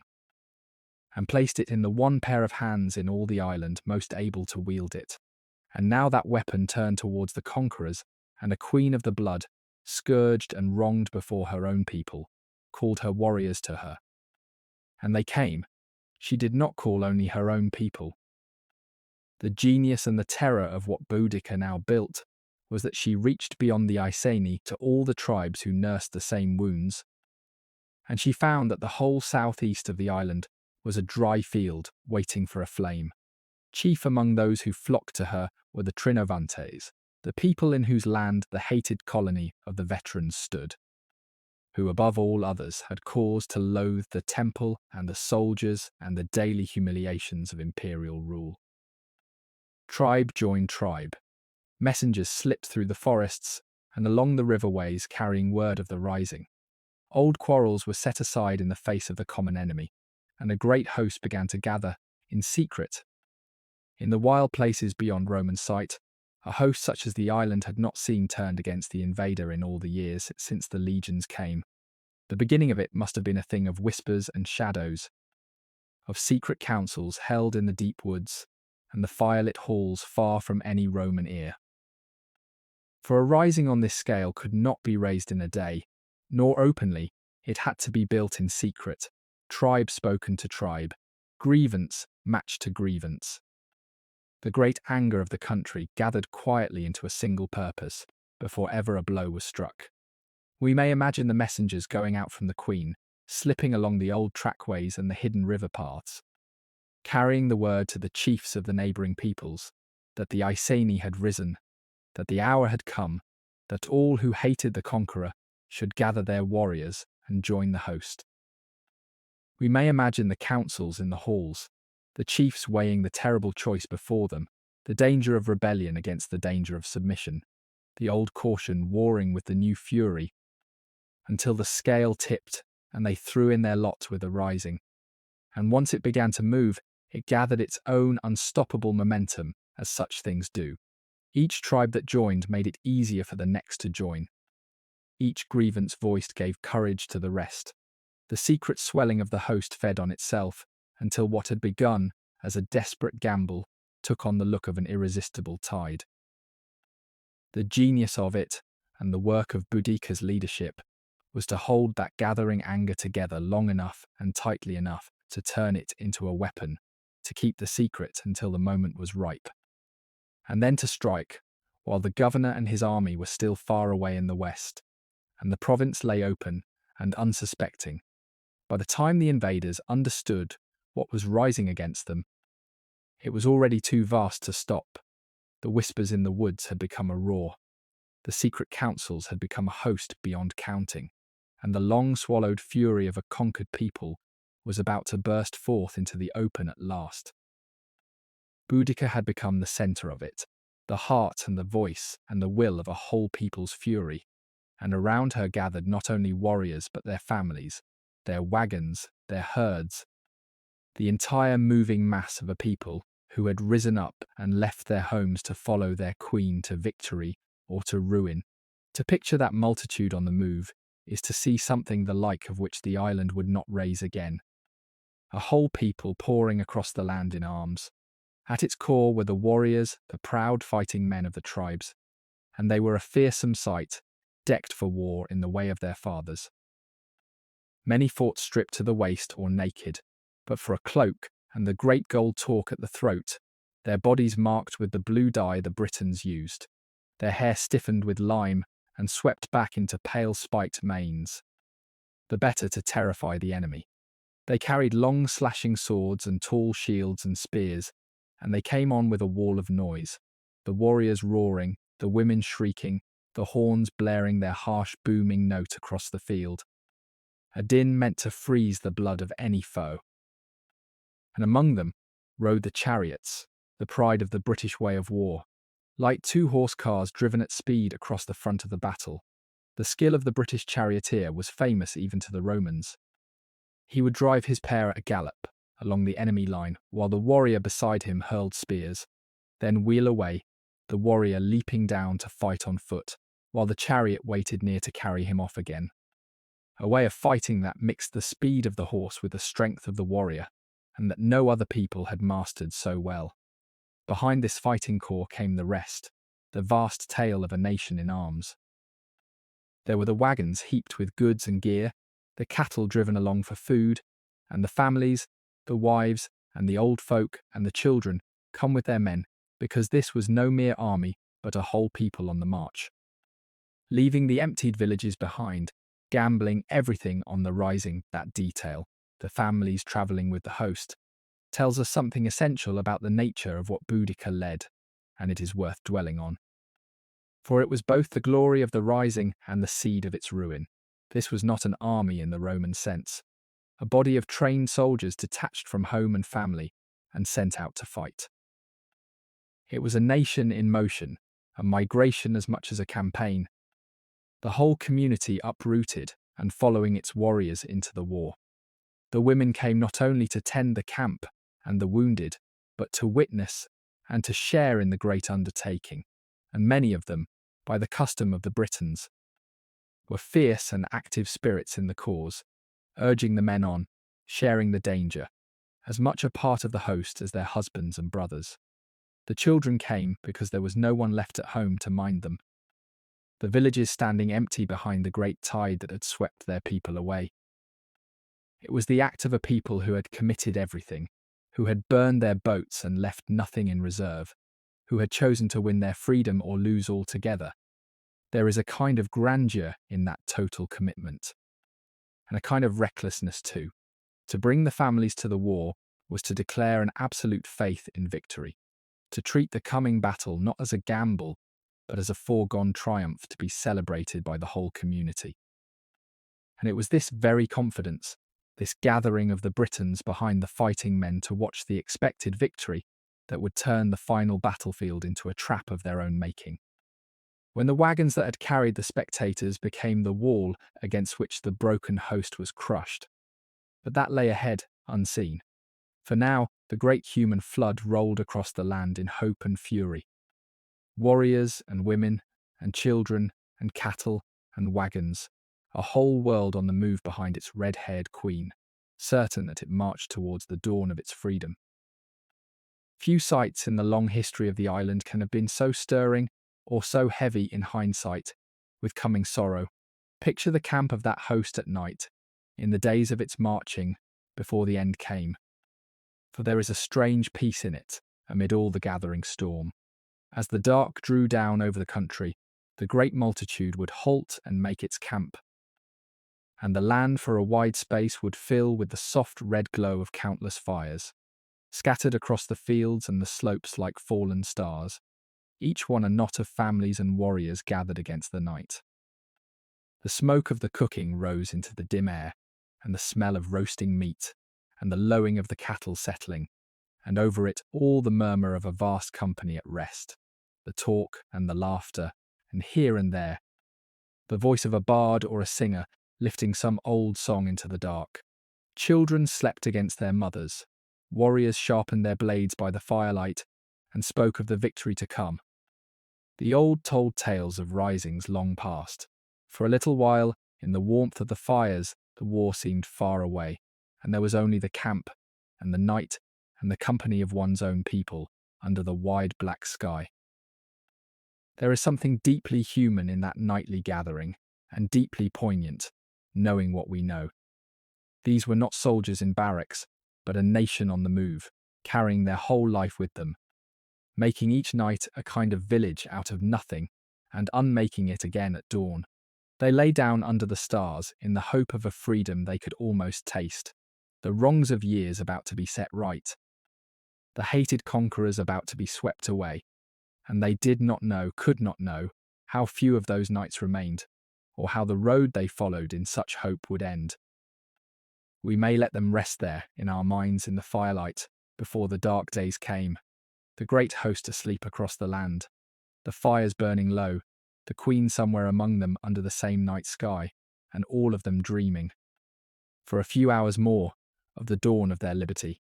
It is a gentler place to linger than the field that waited for them, and they had earned, those sleeping thousands, a little gentleness from the centuries that remember them. They moved in a great slow flood across the country, their numbers swelling at every halt as fresh warriors flocked in from the tribes. And word of their coming ran ahead of them like a cold wind. To stand in the path of that advance must have been a thing of pure terror. And the land through which it passed was changed forever by its passing. Ahead of the host went rumour and dread the word racing along the roads, and the riverways that the queen of the Iceni was coming with a multitude beyond counting, that the towns were burning, that the legions could not stop her. Behind it, the host left a country marked by fire and emptiness, for this was a war of vengeance, and the rebels struck at every sign of the hated order as they came, the Roman farms and villas, the wayside posts, the marks of the conquest scattered across the captured land. The smoke of burning rose into the wide British sky from horizon to horizon, and the roads that Rome had driven so proudly through the island now carried the host of its enemies, marching towards the next of its proud towns. There is something elemental in the picture of it, the great slow tide of an aroused people rolling across the land, gathering strength as it went, leaving fire in its wake. Every village it passed sent out its young men to join it. Each grievance in the country found its voice in it, and the tribes that had nursed their wrongs in silence saw, in the passing of that tide, that the hour of reckoning had come, and rose. It fed on its own success, growing vaster and bolder with each victory, until it seemed less an army than a force of nature, a storm that had broken over Roman Britain and would not be stilled. For those who marched in it, drunk on victory and vengeance, it must have felt like the irresistible judgment of the gods, sweeping the conquerors before it towards their doom. For those who fled before it, it was the end of the world they had known. And for the land itself, it was a season of fire that would be remembered in the deep red ash beneath the towns and in the long memory of the island. For 2,000 years and more. It was a magnificent and a terrible thing, this surging mass of fury and hope, and in the first flush of victory, it must have seemed unstoppable, an entire awakened people sweeping the hated conquerors before it. But it carried within itself, even then, the flaw that would doom it. It was a people, not an army, a flood, not a blade, and against the cold, patient discipline of Rome, a flood, however vast, can be channeled and dammed and broken. But let us not run ahead to the ending, for in that gathering hour the host believed itself unstoppable, and it is worth asking what, exactly, they thought they were fighting for, what burned in them as they marched. It was not, for most, a matter of any grand idea of a nation, for the Britons did not think in such terms. They were many tribes, not one people, bound by a shared way of life rather than any single rule. What they fought for was something at once simpler and deeper, their freedom as they understood it, the right to live as their fathers had lived, under their own kings and their own gods and their own customs, on their own land, answerable to no foreign master. To the Briton, liberty meant the absence of the conqueror, the lifting of the tax and the tribute and the census, the silencing of the Roman clerk and the Roman soldier, the return of the old ways and the old freedoms that the empire had stripped from them. It was the freedom of the warrior to keep his arms and his honour, of the chief to rule his own folk unmolested, of the family to keep the fruits of its own land, of the whole nation to be themselves, and not the servants of another, that this liberty had its own harshness, its feuds, and its inequalities and its cruelties, did not lessen its worth in the eyes of those who had lost it. A hard liberty of one's own is dearer than a soft servitude under another's hand, and the Britons knew it in their bones. They had tasted the imperial peace, and found it bitter, a peace of debt and dispossession and daily humiliation, bought at the price of everything that made them who they were. And they would rather have the danger and the poverty of liberty than the comfort and the shame of the yoke. This is what gave the Rising its terrible energy, its willingness to stake everything on a single throw. It was not a rebellion for better terms, but a war for the whole of their lost world, for the right to exist as themselves. They were not asking Rome to rule them more gently. They were trying to drive Rome into the sea and take back their island and be free. It was a magnificent and a doomed ambition, and they gave their lives for it in their thousands. And we should not let the centuries dull how much it meant to them. They believed in that gathering hour that victory was theirs for the taking. And for a time, terribly, they were right, for the gods, it seemed, were with them. And Boudica made certain her people knew it. She was not only a war leader, but a queen of a deeply religious folk, and she understood that a rising lives or dies by the spirit of those who join it, by their faith that the unseen powers stand at their side. As the host prepared for war, she called upon the fierce goddess of victory, whom her own folk honoured. And she performed before them an act of divination from the old religion that has come down to us across all the centuries, strange and vivid and unforgettable. Standing before the gathered warriors, she is said to have loosed a hair from the folds of her garment and watched the way it ran, reading in its course the will of the goddess and the promise of triumph to come. It is a strange and haunting image, and it opens a window onto the deep faith that moved beneath the whole rising. To us, the loosing of a hair may seem a small and curious thing, but to the Britons gathered in that vast host, it was a moment of the utmost gravity, a direct inquiry into the will of the powers that governed all things. The hair was held by them to be a sacred creature, close to the other world, and the way it ran when freed, the direction it took, was read as a message from the divine, a sign of favour or warning. When the hare ran the lucky way, a great roar must have gone up from the host, for it meant that the goddess herself had spoken, that the unseen powers stood with them. That victory was not merely hoped for, but promised from beyond the veil. To a nation for whom the divine was woven into every part of life, no assurance could have been greater.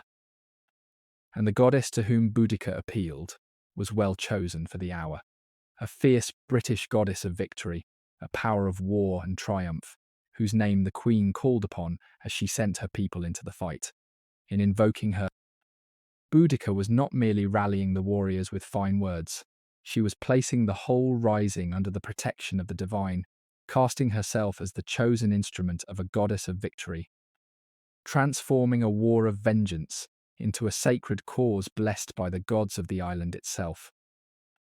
It was a masterstroke of leadership, if we may call it so coldly, but it was surely also a thing she believed with her whole heart, for she was a daughter of that faith as much as any of her warriors. The host that surged forward that day went not as a mere army, but as the chosen people of their gods, certain that heaven and earth alike were with them. That such certainty should end as it did, broken on the iron of a foreign discipline, is one of the bitterest turns in the whole bitter story. But in the hour of the hare and the goddess, all of that was still hidden, and the host knew only that triumph had been promised, and they believed. A great roar went up. The omen was good, the goddess was with them, and Boudica, tall and red-haired and terrible, raised up before her people as the living instrument of divine vengeance, gave the word that would set the island ablaze. It was a moment of absolute and dreadful confidence. Everything seemed to point to victory. And one thing above all made that confidence reasonable. One stroke of fortune so complete that it might almost have been arranged by the goddess herself, the governor, the one man who might have stopped her, was at that very moment at the far opposite end of the island, with the bulk of the imperial army, hundreds of miles away. For the governor of Britain, a hard and skillful general named Suetonius Paulinus, had marched away to the wild northwest, to the very edge of the island, on a campaign of his own, and it was a campaign that left the rich and settled south wide open at his back. His target was the island that the Druids held most sacred, a green refuge across a narrow strait in the far west, the heart of their power and the gathering place of all who still resisted the imperial peace in their hearts. Paulinus meant to break the Druids once and for all, to storm their stronghold, cut down their sacred groves, and stamp out the old religion at its source. And so the best of the imperial army in Britain was gathered at the wrong end of the world, fighting its way across the water against the masked defenders and the wild-robed priests, calling down curses from the shore, with the whole long length of the province stretched out undefended behind them. The scene on that far western shore, as the conquerors remembered it, was one of the strangest of the whole war, and it is worth pausing on. The Roman soldiers had come to the edge of the narrow strait that divided the mainland from the sacred isle, and across the water they could see the enemy drawn up to meet them. Not only the armed warriors of the defenders, but among them the dark-robed druids, raising their hands to the sky and pouring out their dreadful curses, and wild-haired women running between the ranks like figures of nightmare, brandishing torches and shrieking. Even the hardened legionaries, the Romans admitted, were unnerved by the sight, gripped by a superstitious dread at this display of the old island magic, and for a moment they stood frozen on the shore, unwilling to advance against so uncanny a foe. It took the sharp words of their officers to shake them out of it, shaming them for fearing a rabble of fanatics and women, before they pushed across the water and fell upon the defenders. What followed was a grim and deliberate destruction, for the Romans had come not merely to win a battle, but to tear out the root of British resistance. They cut down the defenders, and then they turned upon the thing they had truly come for: the sacred groves of the Druids, the holy places where the old rites were performed, which to the conquerors were dens of barbarous superstition, and to the Britons were the dwelling places of the gods themselves. They put the groves to the axe and the fire, hacking down the ancient trees, destroying the altars, stamping out the centuries-old heart of the island's faith in a single ruthless campaign. It was meant to be the death blow to everything that made the Britons a separate and unconquerable people in their own minds. And it was at that very moment, while the governor and his legions were absorbed in this work of fire and slaughter at the furthest edge of the island, their backs turned to the whole settled province, that the messenger must have come spurring through the smoke with the news that would freeze the blood, that far away in the east, the country they thought beaten had risen in arms behind them, and the towns of Roman Britain were already burning. It was into that emptiness, that fatal absence, that Boudica now launched her storm. While the eagles looked west, the fire rose in the east, and the first place it would fall upon was the proudest and most hated symbol of Rome in all of Britain. The colony of the veterans, the town with its hated temple, lay almost helpless before the coming storm, and stranger still, its people seemed to have been gripped in those last days by a creeping sense of doom they could neither explain nor escape. The chroniclers tell us of dark portents that troubled the town before the blow fell, the kind of signs a frightened people raid in the air when catastrophe is near. The statue of Victory in the town was said to have fallen with its back turned, as though fleeing the enemy. Strange cries and wailings were heard, the sea was seen to run the colour of blood, and shapes like ruined buildings were glimpsed in the water. Whether these were truly seen, or only remembered afterwards, in the way that doom is always foretold once it has come, they speak of a town that sensed its end approaching and did nothing to prepare. There is a deep human truth buried in those portents. Whatever we make of them, people living on the edge of catastrophe, even when they will not let themselves name the danger, often feel it in their bones, and the dread leaks out into strange tales and uneasy dreams, and the reading of omens in ordinary things. The colonists of that doomed town had every reason for fear and every reason to look away from it. They had grown comfortable and careless in the long peace, had let their defences fall into neglect, had treated the resentful Britons around them with a contempt that should have frightened them and did not. Now, with the storm gathering and the rumours thickening, the suppressed fear surfaced in these visions of falling statues and bloody seas and phantom ruins. The mind's way of speaking a terror the tongue would not admit. They sensed the end, and yet they could not act on the sensing, paralysed by disbelief and by the long habit of safety, and the Roman authorities failed them too, in the crucial hour. Word of the rising had reached the officials, but the response was slow and inadequate, a small force of poorly armed men sent to defend a town that needed an army.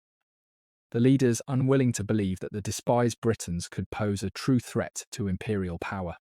So the precious time was wasted, the walls left unbuilt, the women and children not sent away to safety, the whole town left to drift towards its destruction on a tide of complacency and disbelief. By the time the truth could no longer be denied, when the host was almost upon them, and the horizon thick with the smoke of its coming, it was far too late to do anything but gather in panic into the one strong building and pray for a rescue that would never arrive. It is a grim lesson in the danger of contempt, of underestimating those you have wronged. And the invaders paid for it in full. The proud showpiece of the conquest had despised its neighbours into rebellion, and then refused to believe in the rebellion until it stood at the gates. Now the reckoning had come. There was time only for panic, for hurried messages begging for help, for the old soldiers and their families to gather what they could and crowd, in the end, into the one strong building the town possessed, the great temple of the dead emperor god. The very symbol of all the Britons had come to destroy. What came next was swift and total. Boudica's host fell upon the open town and overwhelmed it. And the colony that had been the showpiece of Roman Britain was given over to fire and the sword. The Britons had not come for plunder alone, but for vengeance, and they took it without mercy upon the place that had humiliated them for so long. The town was burned to the ground, so thoroughly that the very earth beneath the later city still holds to this day a deep red layer of ash from that burning. The last defenders held out in the great temple, packed inside its stone walls, hoping against hope for the relief that never came, and for 2 days they endured, besieged within the shrine of the god who had not saved them, before the place was stormed, and they too were swept away. Those 2 days inside the temple must have been a long agony, and they are worth a moment's thought. For there is something terribly human in them beneath all the politics of conquest. The Britons crowded within those walls were the old soldiers of the colony, and their wives and children, ordinary folk caught in the collapse of the world they had built, who had fled to the one strong building in their undefended town when the host of the Britons swept in. The temple of the dead emperor, raised as a monument to imperial power and British subjection, became now their last refuge, its heavy stone the only thing between them and the fury outside. They had sent for help, and they waited for it. Hour upon hour, listening to the roar of the host beyond the walls and the crackle of their burning town, scanning the smoke-filled horizon for the glint of the relieving column that did not come and would not come. The small force that had been sent had already been broken on the road. They were alone. For 2 days they held, in hunger and thirst and dwindling hope, while the Britons pressed about the shrine, and then the walls were breached and the end came, and the temple that had stood for the might of Rome became the grave of the last of the colonists. We need not picture the final hour in any detail. It is enough to know that none who had taken refuge there came out alive, and that the proudest symbol of the conquest was thrown down, and the town around it left a smoking ruin. There is no triumph to be found in it, only the grim arithmetic of vengeance answering cruelty, that wrong turning at last upon the wrongdoers, the wheel of conquest swinging round to crush those who had ridden so high upon it. The Britons had repaid. In those 2 days, years of insult and dispossession and contempt, and the war was only beginning. The news of it ran through the province like fire through dry grass, and where the Britons heard it, they took heart and rose, and where the Romans heard it, they knew, with a cold lurch of fear, that this was no mere local trouble, but a catastrophe that might sweep them from the island altogether. A Roman force did try to stem the tide, and its fate showed just how grave the danger had become. The commander of the legion, stationed nearest to the rising, a bold officer named Cerealis, gathered what men he could and marched hard to the relief of the burning colony, hurrying to put down what he perhaps still imagined was a rabble of disorganized tribesmen. He marched instead into disaster.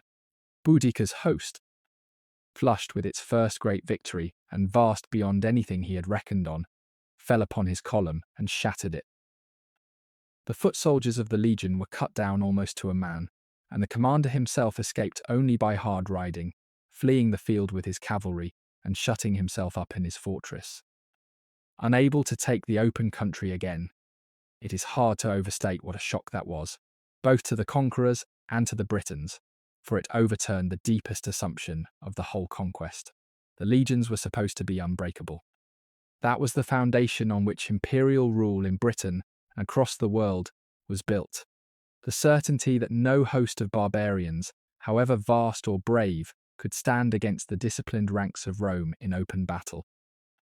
Tribe after tribe had learned that lesson in blood through the years of the conquest, hurling their finest warriors against the iron wall and being broken. And now, suddenly, the unthinkable had happened in reverse. A column of Roman infantry, the very flower of the army, had been caught in the open by the Britons and annihilated, wiped out almost to the last man. The survivors a handful of horsemen galloping for their lives. The spell of Roman invincibility, the thing that frightened the tribes into submission as much as any sword, had been broken in an afternoon.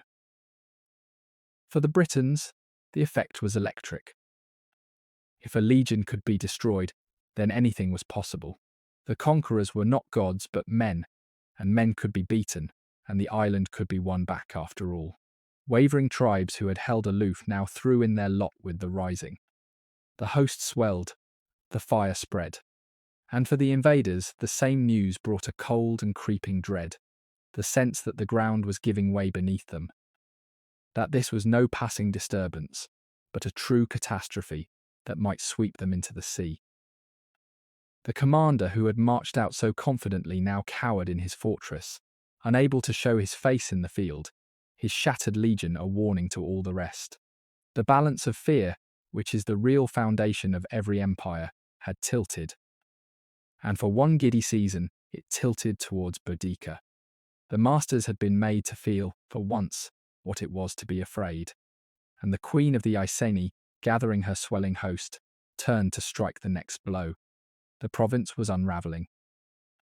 Her ever-growing host now held the whole of the southeast, and there was nothing in the field that could stand against them. And the next of the great towns lay open and waiting along the road. That next town was the young trading settlement on the river that we now know as London. Already, even then, the busiest and richest port of Roman Britain. A crowded place of merchants and traders and craftsmen, of warehouses and wharves and goods from across the empire. It had sprung up fast, this town, in the years since the conquest, at the lowest point where the great tidal river could be bridged. And it had grown rich on trade, as such places do.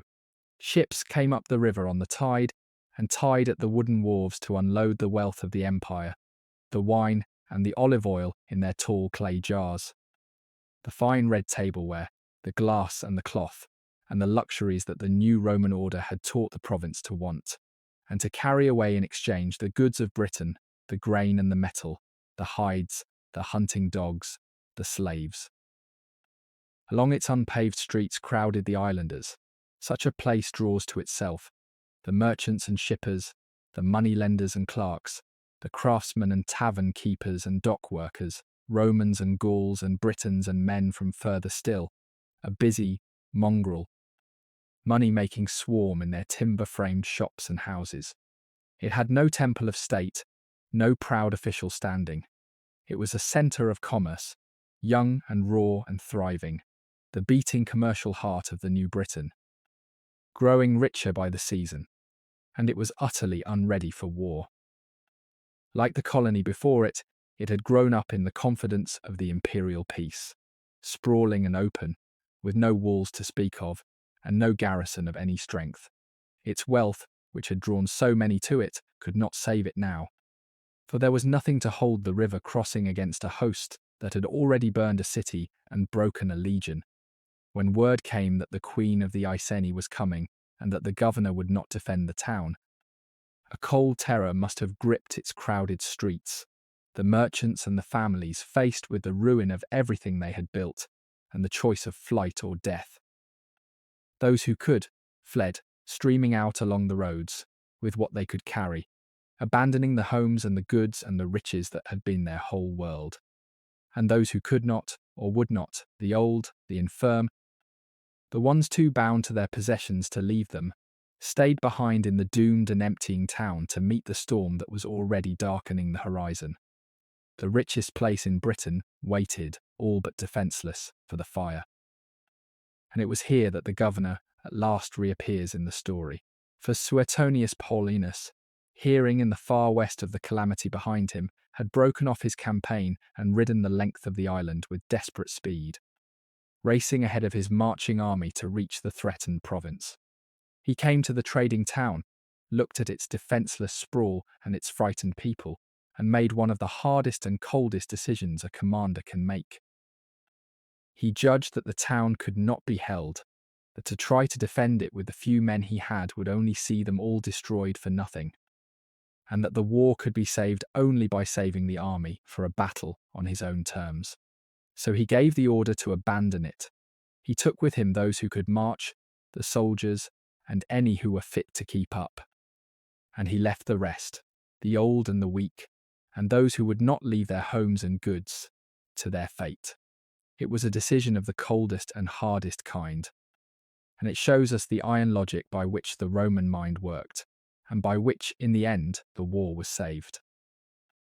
The governor, Suetonius Paulinus, was a soldier to the marrow, a man who had spent his life weighing forces and ground and odds, and he looked at the threatened town with a general's pitiless clarity. He had too few men to hold it. The place had no walls. To stand and fight there would be to throw away his small army for nothing and lose the whole province with it. The only hope of saving Britain lay in keeping his force intact for a single decisive battle on ground of his own choosing. And that meant that the town and the folk in it who could not march away must be sacrificed. He did not pretend otherwise. He made the brutal calculation, ordered the evacuation of all who could keep up with the column, and turned his back on the rest, leaving them to the storm so that the war might yet be won. There is something chilling in that clarity, and something, too, that helps explain how a small empire of one city came to rule the world.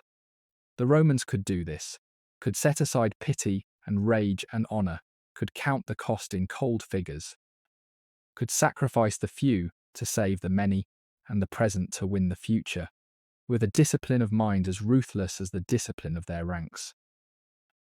It was monstrous in its way to abandon a town full of people to slaughter. It was also, in the merciless arithmetic of war, correct. The one choice that kept the province from being lost altogether, and it stands in the sharpest possible contrast to the way of Boudica's host, which fought from the heart, in fury and hope, and the headlong passion of a wronged people, and which would, in the end, be undone by exactly the kind of cold calculation the Roman general now displayed. Two ways of being met in this war, the fire and the ledger, the passion and the machine, and on a narrow field not far off, the ledger would win. It was a terrible choice, and its cost was terrible, but it may have been the decision that saved the imperial hold on Britain. For when Boudica's host swept into the abandoned town, they did to it as they had done to the colony before. The rich trading settlement was burned to ashes, its buildings thrown down, and those who had stayed behind shared the fate of the conquerors at the temple. Once again, the very earth would keep the memory, beneath the modern city, as beneath the older one. There lies a layer of burned red ruin from the year the queen of the Iceni came, and still the fire was not done. A third town fell in the same dreadful sweep, another Roman settlement to the north, and it too was given to the flames and its people to the sword, so that 3 of the chief towns of the new province were utterly destroyed, one after another, in a campaign of vengeance, the like of which Roman Britain had never seen, and would never see again. This third town carried a particular sting, for it was not a colony of Roman veterans, nor a foreign trading port, but a town of Britons themselves, of a southern tribe who had thrown in their lot with Rome early and prospered by it. taking on Roman ways and Roman building and Roman favour. To the rebels, such a place was not merely an enemy stronghold, but a thing worse, a nest of collaborators, of their own kind who had bowed to the conquerors and grown fat on the friendship of the oppressor, while their fellow Britons were ground down. The fury that fell upon it had the special bitterness of a reckoning among kin, the punishment of those seen as traitors to the island and its freedom. And so it too was burned, its prosperity thrown down, its people swept away, a third deep layer of ash laid into the earth of Britain in that one terrible season. By the reckoning the Romans themselves set down, the dead of those 3 burnings ran into the tens of thousands, a slaughter so vast it staggered the historians who recorded it. Though we must remember that ancient numbers are often more a measure of horror than a true count. Yet whatever the exact figure, the scale of it was real and dreadful.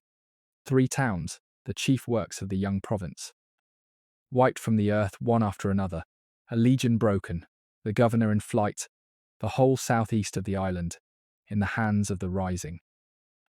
There had never been anything like it in the short history of Roman Britain, and there never would be again. For one season, the conquest itself hung in the balance, and the queen of the Iceni stood at the very height of a power that seemed, in that hour, almost without limit. It could not last, but while it lasted, it was one of the most astonishing reversals the ancient world had ever seen. A wronged woman from the edge of everything, bringing the masters of the earth to the brink of defeat.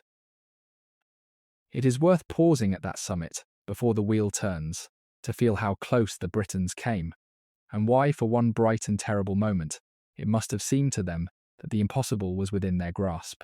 3 towns destroyed, a legion broken, the governor in flight, the province in ruins, and a host at her back greater than any the island had ever raised against the invader. Word of the rising had crossed the sea and reached Rome itself, where it was said, the young emperor wondered, in his alarm, whether Britain might have to be given up altogether, abandoned as more trouble than it was worth. It is worth holding on to that detail, for it measures the scale of what Boudica had done better than any list of burned towns. The news of a revolt at the very edge of the world had carried all the way across the empire to the marble heart of Rome, to the court of the emperor himself, and had thrown it into real alarm. This was no border skirmish to be noted and forgotten. It was a catastrophe grave enough that the masters of the world debated, seriously, whether the conquest of Britain should simply be abandoned, the legions withdrawn, the troublesome island given back to its fierce inhabitants, as a possession costing more in blood and treasure than it could ever repay. That such a thought could even be entertained in the proud city that ruled from the deserts of the east to the cold rivers of the north, tells us how badly the queen of the Iceni had shaken the confidence of Rome. Think of the distance that fear had travelled, from a wet fenland in the far northwest, from the fury of a wronged woman and the tribe she had gathered. A shock had run along the roads and the sea lanes of the empire, through province after province, until it reached the men who imagined they ruled the earth and made them afraid. The Britons whom Rome had despised as painted savages, scarcely worth the name of people, had risen up and burned 3 cities and broken a legion and set the whole island ablaze, and the rulers of the world had taken notice and trembled, and counted the cost. Whatever came after, whatever defeat lay ahead on that narrow field, Boudica had already achieved a thing almost beyond belief. She had reached out from the edge of everything and laid a cold hand of fear on the heart of Rome itself. Few enemies of the empire in all its long history ever managed as much. And she had done it in a single furious season, a queen of a far island, leading a people the conquerors had thought already broken. For a nation who had been ground down under the heel of the conqueror, robbed and taxed and shamed. The sight of their queen triumphant and the hated towns in ashes must have been an intoxication beyond words, a vindication of all their fury, a proof that the eagle could be humbled after all. And yet, even at that dizzy height, the seeds of the coming reversal were already sown, and a cooler eye than vengeance allows might have seen them. For the very things that made Boudica's host so vast and so terrible, its huge numbers, its passion, its character, as a whole people on the move rather than an army, were also the things that would, in the end, undo it against the cold machine of Rome. It is one of the great what-ifs of history, that summer, and it is worth letting the mind rest on it for a moment before all of it came undone. For a few weeks, it truly seemed possible that Rome might be driven out of Britain altogether, that the conquest might be undone, and the island returned to its tribes and its old gods and its ancient freedoms. What would have followed had the rising triumphed, we can never know. Perhaps the Britons would have torn down every trace of Rome and gone back to their old divided ways, tribe against tribe as before, until some later legions came again. Perhaps a victorious Boudica might have forged something more lasting from the unity she had briefly won. A freer Britain holding the empire at bay, perhaps the whole later history of the island, and through it of the world, would have run in some other channel entirely.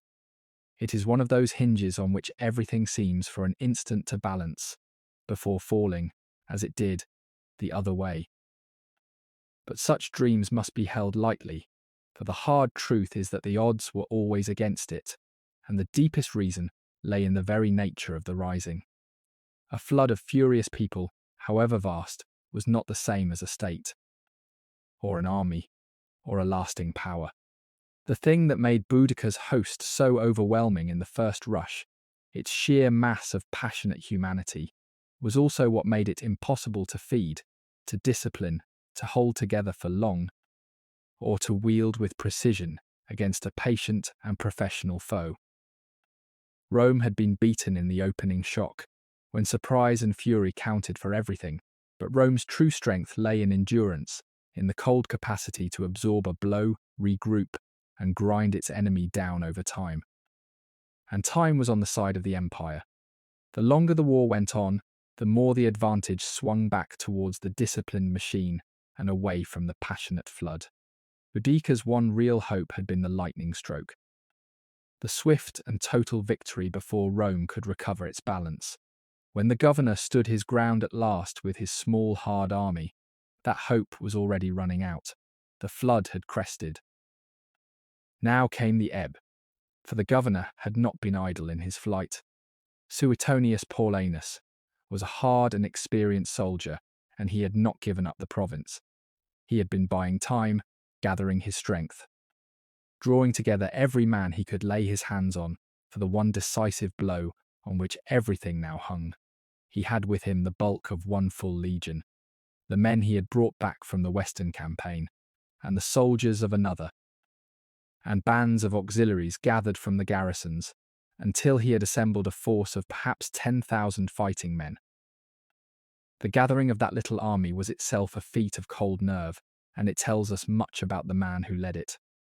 The governor had been at the far western edge of the island when the storm broke behind him, and he had ridden the length of Britain to reach the danger. But a general without an army can do nothing, and his forces were scattered across a province in the act of dissolving. He sent urgent word to the commanders of the legions, ordering them to march to him with all speed and join their strength to his. One answered.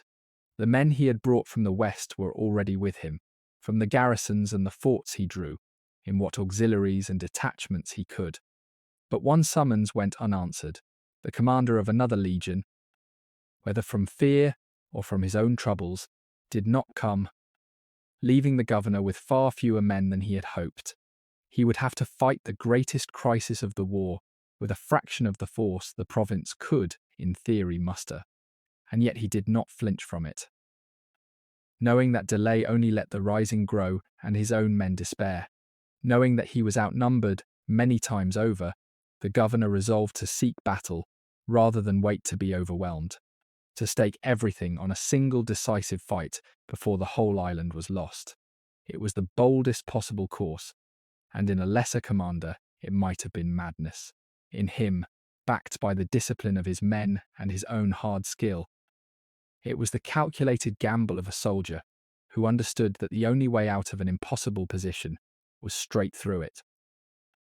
He gathered his 10,000, steadied their nerve, and went looking for the ground on which a small disciplined force might, against all the odds, destroy a vast and disorderly one.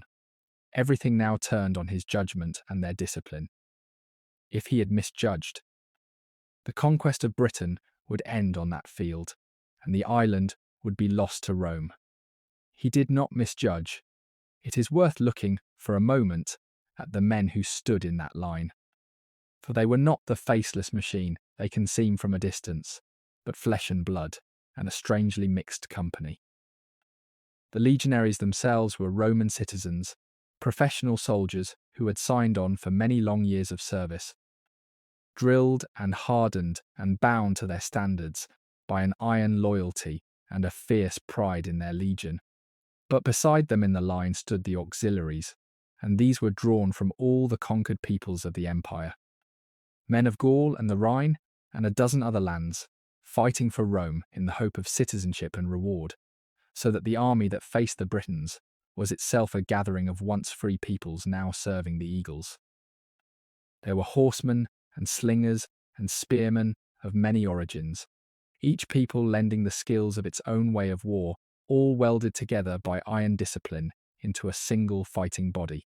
These were the men who now waited in the narrow field, far from their homes, at the edge of the world, outnumbered beyond reason, with a forest at their backs and a howling multitude before them. Many of them must have been afraid, for they were not fools, and they could see the odds as clearly as anyone. What held them was not the absence of fear, but the presence of discipline, the years of drill that had made the holding of the line a deeper instinct than the urge to run, the knowledge that their only hope of life lay in standing fast together. They trusted their general, who had chosen well before and might choose well again. They trusted the man on either side of them. They trusted the drill. And so they stood, this mongrel band of Romans and subject nations, and steadied themselves, and waited for the storm to break upon them, knowing that the next few hours would decide whether they lived or died, and whether Britain stayed Roman or was lost. On such moments, and on the nerve of such ordinary frightened men, the fate of provinces and the course of history have always turned. The general had not left the choosing of the ground to chance. He would not meet the British horde in the open, where their numbers could swallow him. He had searched instead for a place where the very size of Boudica's host would be turned against it, and he had found it, a narrow field with a thick forest at his back, and rising ground before him. A defile where a small force could not be surrounded, and the enemy could only come at him from the front, a few at a time. There he drew up his men, the woods guarding their rear, and waited. Imagine those few thousand Romans standing in their ranks in that defile, looking out across the open ground at what was coming for them. And you touched the very nerve of the day. They were outnumbered beyond all reason, a thin band of armoured men facing a host that covered the land from edge to edge. A multitude whose roar they could hear long before they could see its full extent, swelling over the rise like a flood. Every man in that line knew the stakes with perfect clarity. There would be no retreat through the forest at their backs, no quarter if they broke, no second army behind them to save the province if they failed. The whole imperial hold on Britain and their own lives rested on holding firm for the next few hours. It was the kind of moment in which raw men panic and run, and the genius of the imperial army was that it had drilled the panic out of them, replaced it with the deep instinct of the ranks, the knowledge that safety lay not in flight, but in the locked shields of the comrades to left and right, in keeping the order whatever the eyes reported. So they stood and waited, and the discipline that was the soul of Rome did its quiet work in the marrow of each man. The general had chosen his ground with a soldier's cold wisdom, the woods behind to guard against encirclement, the narrow front so that the vast numbers of the enemy could not spread out and surround him, but must funnel in towards his line a portion at a time, where his armoured ranks could meet them on something nearer to even terms. He had turned the very greatness of Boudica's host from a strength into a snare, for in that bottleneck their numbers would count for far less than their lack of order. All of it had been reasoned out beforehand. The placing, the timing, the orders passed down the line, the javelins ready, the wedge prepared. There was nothing left now but to hold the nerve and let the enemy come. And come they would, in their countless thousands, sure of victory, straight into the ground the Roman had chosen for them. The trap was set. It needed only the Britons to spring it. Boudica came on to meet him with all the confidence of an unbroken run of victory. And her host came with her in its countless thousands, so sure of triumph that they had done a thing that would prove their undoing. They had brought their families with them to watch. All along the rear of the great gathering, the Britons had drawn up their wagons in a long line, and in them sat their wives and their children, come to witness the final victory over the hated Romans, the crowning triumph of the rising, as though it were a festival rather than a battle. So certain were they of the day that they made of their own people, a wall of spectators at their backs, and before the host, riding out in her chariot for all to see, came Boudica herself, with her 2 daughters beside her, the living image of the wrong that had set the island ablaze. Hold that picture for a moment, for it is the image of her that has come down through all the centuries, the one the imagination keeps. The tall red-haired queen standing in her chariot, the reins in her hands. Her 2 young daughters at her side, riding out along the front of her vast army in the grey light of that fateful morning. She was no distant commander hidden among her guards, but the very heart and emblem of the rising, there in the open for every warrior to see, her scourged body and her wronged daughters, the living proof of why they had come. To the warriors who looked upon her, she must have seemed almost more than mortal. The wronged queen made the instrument of the god's own vengeance, victory itself given human shape. And the sight of her riding fearless before them would have set the blood of the whole host aflame. She had become a symbol as much as a leader, the figure in whom a whole people's fury and hope were gathered into one. And she spoke to them, riding from tribe to tribe along the lines, lifting her voice so that as many as could hear might hear, and the Romans who recorded her speech, though they put their own words in her mouth, caught the heart of what such a queen would say in such an hour. She did not appeal, they remembered, as a great lady fighting for her lost throne and her stolen wealth, but as one of the common people, avenging her own lost freedom and the cruelties done to her body and her children, no different in her wrongs from the humblest who followed her. She called on the gods of right and vengeance. She reminded the host of the justice of their cause and the vastness of their numbers. She pointed to all that the Romans had done and dared them to bear it a day longer. And she swore before them all that she, a woman, would conquer on that field, or die upon it, and that the men who followed her might choose slavery and survival if they wished. But that was a choice she would never make. It was the speech of a leader who asked nothing of her own folk that she would not give herself, and at its end the host roared and the chariots wheeled, and the long morning turned at last towards the fight. Across the narrow field the Roman general spoke too, in his own hard and soldierly way, to his small band of men looking out at the vast roaring multitude before them.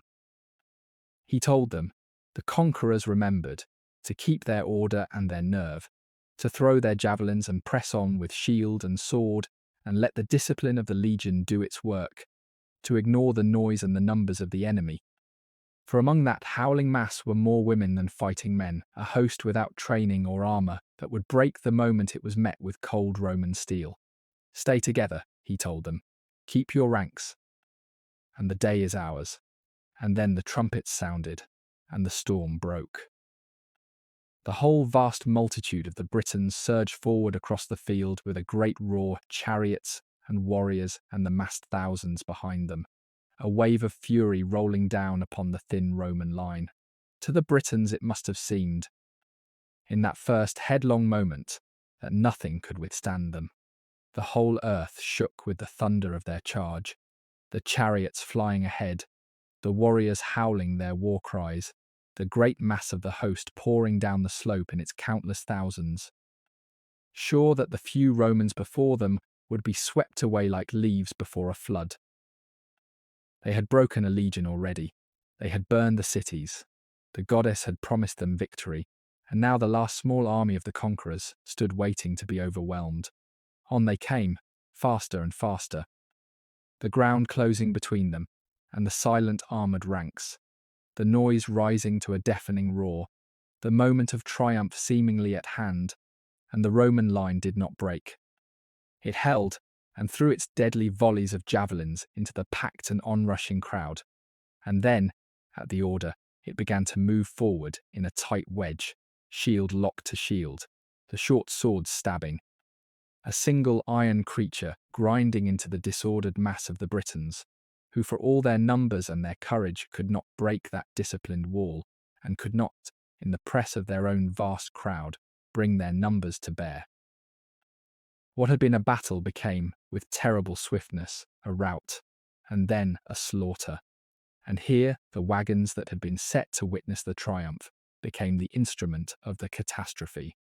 As the Britons broke at last and turned to flee, they found their own families and their own wagons drawn up in a great ring at their backs, blocking the way, penning them in, so that the fleeing host crushed up against the barrier of their own people and could not escape the pursuing legionaries. The disciplined Romans pressed on into the trapped and panicking multitude, and the killing was vast and merciless, sparing neither the warriors nor, in the dreadful confusion, the families who had come to watch. The chariots, which had been the pride and terror of British war, could do nothing to save the day, and their failure is part of the bitter lesson of that field. On open ground with room to wheel and charge, the chariots had been a fearsome weapon.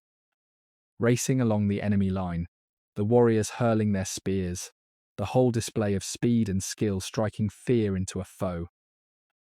But in the narrow defile the governor had chosen, hemmed in by the woods and the rising ground, and the sheer crush of the British host itself, there was no room for them to work their old magic. They could not get up speed. They could not wheel and return.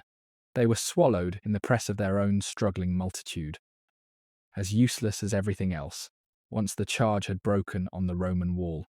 The very ground had been chosen to rob the Britons of every advantage their way of war had given them, and it did its work with terrible completeness. So the great strengths of the British host, its numbers, its chariots, its headlong valour, were each in turn turned to nothing by the cold cleverness of the Roman general and the iron discipline of his men. The numbers could not be brought to bear in the narrow field. The chariots could not manoeuvre in the crush. The valour broke itself in vain against the locked shields, and was then trapped against the wall of the wagons. Everything that should have won the day became, on that field, a cause of ruin. It was not that the Britons lacked courage, for they had it in abundance, nor that they lacked numbers, for they had them beyond counting. It was that courage and numbers, without the order and the discipline that Rome had perfected, were not enough against a foe who had chosen his ground with such cold and deadly skill.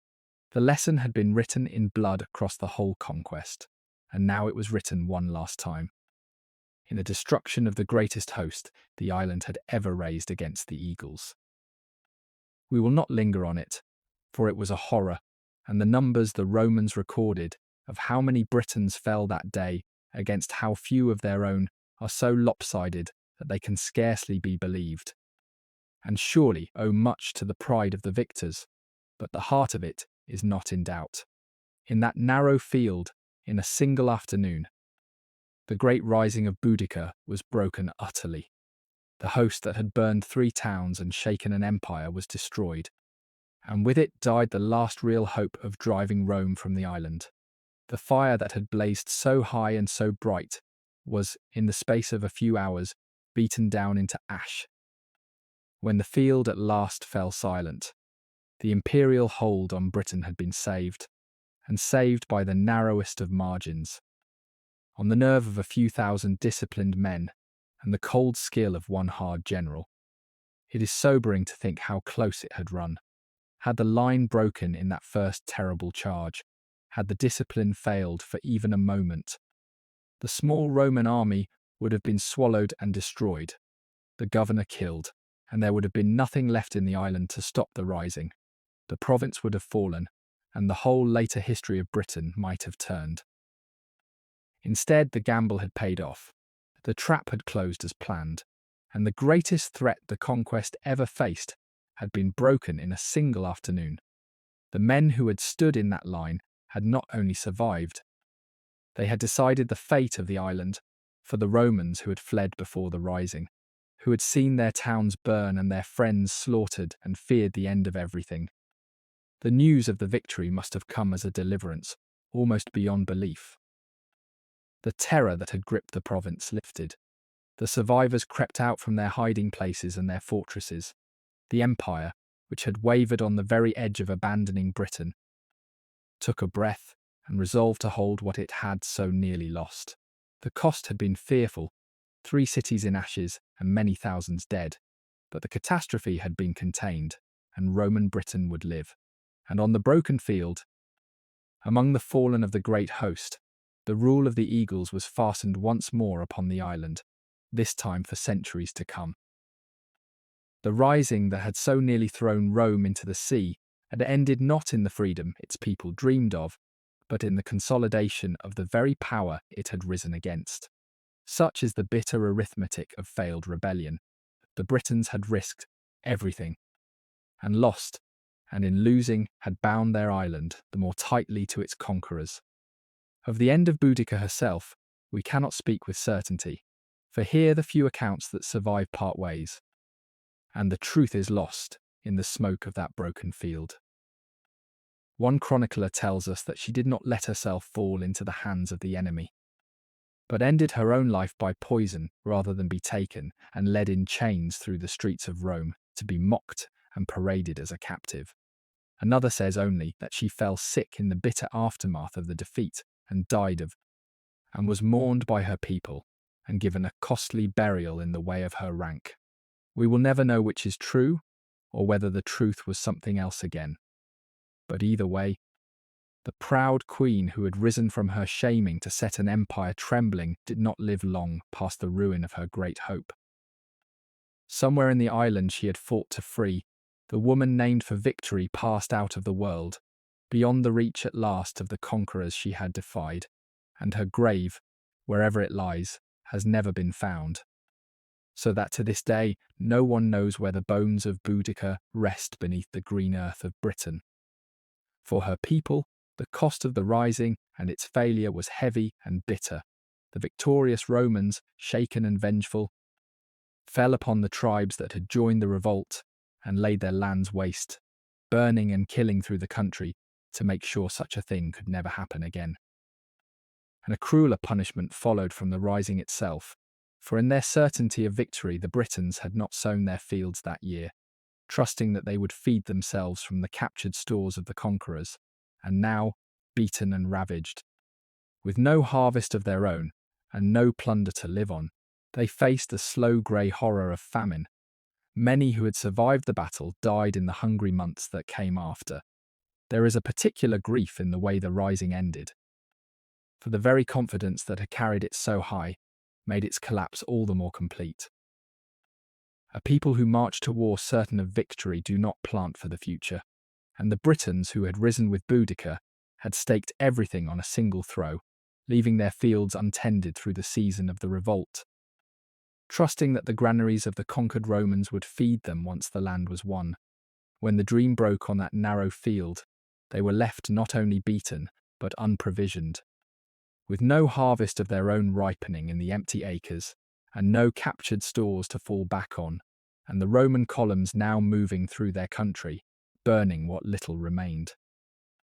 So upon the slaughter of the battle came the slower killing of hunger, the grey wasting death of famine, falling upon the women and the children and the old as much as upon the warriors who had survived the fighting. Whole districts that had risen in such hope were left silent and starving, the price of the rising paid out, in the end, by the most helpless of those who had joined it. It is the part of the story the chronicles pass over quickly and it is the part that perhaps deserves the longest pause. For behind the great numbers and the famous battle lay an ocean of ordinary human grief. Think of what was left when the host was broken. The villages that had emptied out to follow the queen now standing silent, their people dead on a far field or scattered and hunted through the country. The women who had marched with such hope now widowed or worse. The children who had come to watch a victory caught up in a catastrophe. The old people abandoned to face a hungry winter with no harvest in the ground and no young men returning to bring it in. The rising had drawn in whole families, whole communities, and when it fell upon all of them. Not only the warriors, but the wives and the children and the aged, who had staked everything on the dream of freedom and lost. These are the people history does not name, the silent thousands who suffered the true cost of the great events. And we should hold them in mind as much as the Queen herself. For every warrior who fell in the famous battle, there were others who starved in the grey months after, or who were carried off into slavery, or who simply went on living in a broken and ruined country, grieving for the dead and the lost world.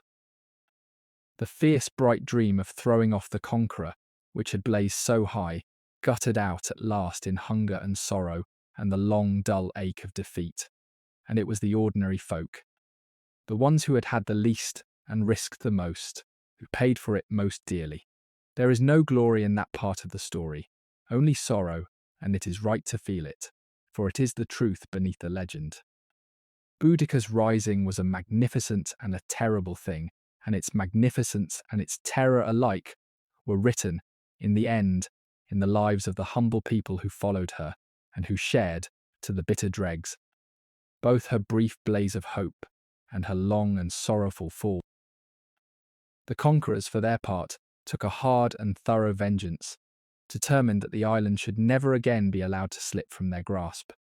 The legions and the auxiliaries swept through the lands of the rebel tribes, burning the villages, seizing the cattle and the grain, putting the country to fire and sword to break its spirit once and for all. It was the deliberate, methodical cruelty of an empire teaching a lesson, and it left the east of the island a ruined and broken place. And yet, in a strange turn, the very harshness of the reprisal began to alarm the wiser heads in the Roman government, who saw that a province ground into desperate misery was a province likely to rise again, and that there could be no profit in ruling a desert. In time, the hard general, who had won the great battle, was quietly recalled and replaced by a man of gentler methods, sent to calm the wounds, to ease the burdens, to win by mildness what the sword had nearly lost. The fire of the rising had been stamped out, but Rome had been taught a lesson of its own, that even at the edge of the world, on a far wet island, a people pushed too far could turn and very nearly tear the empire's hold to pieces. It was a lesson Rome would not soon forget, and so the island settled, at last, into the long centuries of the imperial peace. The very thing Boudica had risen to prevent. The wounds of the rising healed slowly, the burned towns were rebuilt, in time, grander than before, this time with strong walls, for the conquerors had learned that lesson too. The roads were extended, the towns multiplied, the villas spread across the countryside, and a new way of life took root that mingled the Roman and the British into something that was neither and both. Generations passed, and the children of the rebels grew up under imperial rule, and their children after them, until the fierce free Britain that Boudica had fought for faded into memory and then into legend. The tribes lost their kings and their separate ways. The druids and their groves were gone. The old gods lingered on, half forgotten, blending with new ones from across the empire. For close on 400 years the eagles held the island, and the world of the round house and the war chariot and the buried gold slipped away into the past. As for the Iceni themselves, the proud horse-breeding people of the eastern fens, they all but vanished from the record after the rising, their strength broken, their nobility destroyed or scattered, their land absorbed into the ordinary fabric of the province. The tribe that had raised the greatest revolt the island ever saw faded quietly into the general mass of Roman Britain, its separate name and standing dwindling away until little remained but the country itself, the flat rich land of the east. And here and there in the earth the buried gold of its vanished greatness. The very completeness of their fall is part of the tragedy, for they had risked their whole existence as a nation on the rising, and in losing it, they lost not only the battle, but, in the end, themselves. The Iceni, who had been famous for their gold and their horses and their fierce free spirit, passed out of history almost without a further trace.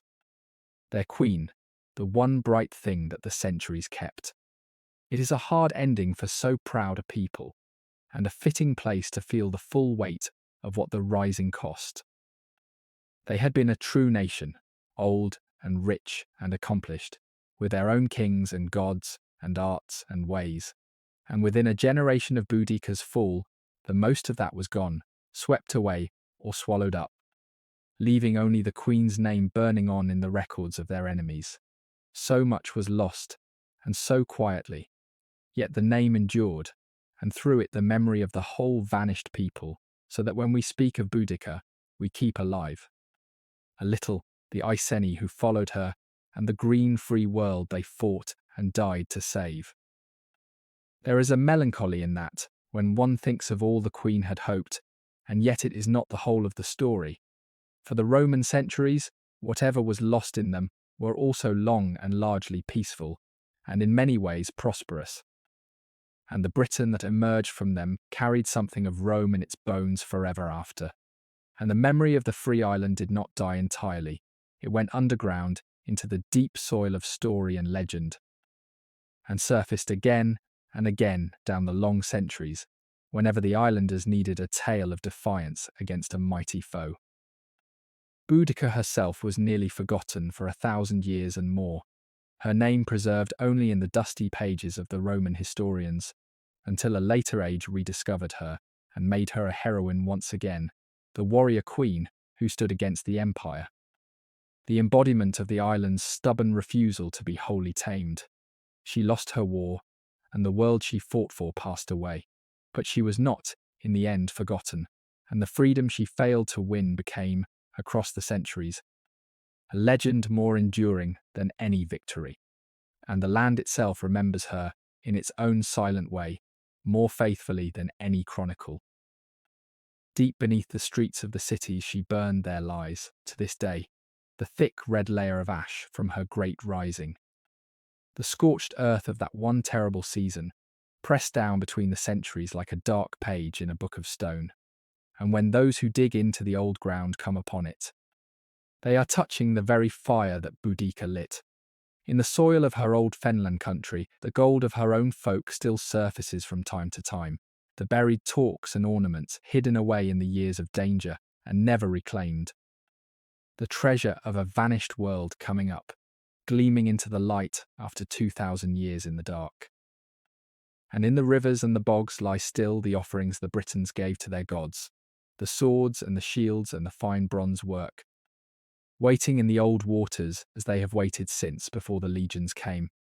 The land keeps these things, the ash and the gold and the gifts to the gods, as a kind of memory deeper than words. The physical trace of the Britons who lived and rose and fell upon it. Their houses are gone, their voices are gone, their gods are gone, their whole way of being has vanished as utterly as smoke. But the earth holds its quiet evidence. And through it, faintly, we can still reach back and touch them. And over it all spreads the same wide grey sky that watched the host go by, the same rain falls, the same rivers run to the same cold sea, the same seasons turn over the green and ancient country, the island endures, and keeps its old secrets, and somewhere in its soil, in an unknown and unmarked grave, the bones of its fiercest queen rest at last in the land she loved and fought for, and could not save. She is part of it now, woven back into the earth she came from, and the land remembers, though it cannot say, the night the queen of the Iceni came. And here, before we let the long evening draw down into sleep, we should think a little on what remained of her, on how it is that we know her name at all. For this is the strange and moving thing about Boudica. She left no word of her own, no monument, no writing, nothing that she or her people set down, for they did not write. Everything we have of her, every scrap of her story, comes to us from the pens of the very Romans she fought, her enemies, who recorded her deeds in their histories with a mixture of horror, and despite themselves, a kind of grudging awe. It is one of the deep ironies of the past that this fierce enemy of Rome owes her immortality entirely to Rome. That the woman who tried to wipe the conquerors from her island lives on only because the conquerors could not stop writing about her. Had they been silent, she would have vanished as utterly as the countless thousands of her people who fell beside her, their names gone forever into the dark. Instead, because even her foes could not look away, the memory of the red-haired queen who burned their cities and shook their empire was carried down the long centuries, surviving the fall of Rome itself, surviving the loss of her own people's whole way of life, to reach us here, tonight, 2,000 years away. And yet how little of her we truly have, when you look closely, and how much is silence. We do not know the year she was born, nor where, nor anything of her childhood. We do not know what she truly looked like. Only the few fierce strokes a hostile foreigner thought worth recording. We do not know her own words, only the Roman idea of what such a queen might have said. We do not know how she died, whether by poison or by sickness, nor where her body was laid, for no grave of hers has ever been found, and the earth of Britain keeps that secret, as it keeps so many others.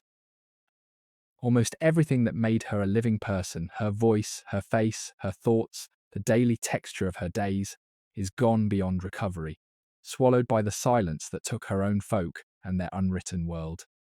What remains is a shape, a force, a handful of deeds glimpsed through the eyes of her enemies. The rising, the fire, the terror she struck into the heart of Rome.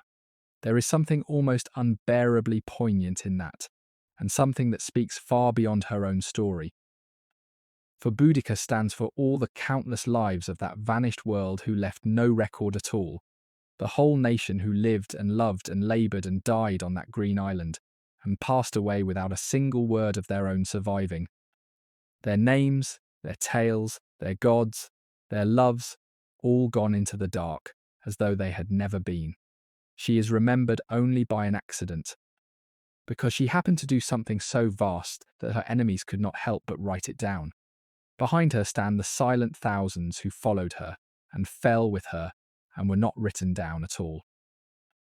So when we remember Boudica, we remember, in a sense, all of them, the lost people of the old island, the world that Rome swept away, the way of life that left no books but only its gold in the ground and its offerings in the water, and the deep red layer of ash beneath 3 cities. She is their one surviving voice, raised in fury across 2,000 years. And through her, for a moment, the silence speaks. And perhaps that is the deepest reason her story still holds us, all this long way on. It is not only the drama of it, the burning cities and the shaken empire, though that is stirring enough.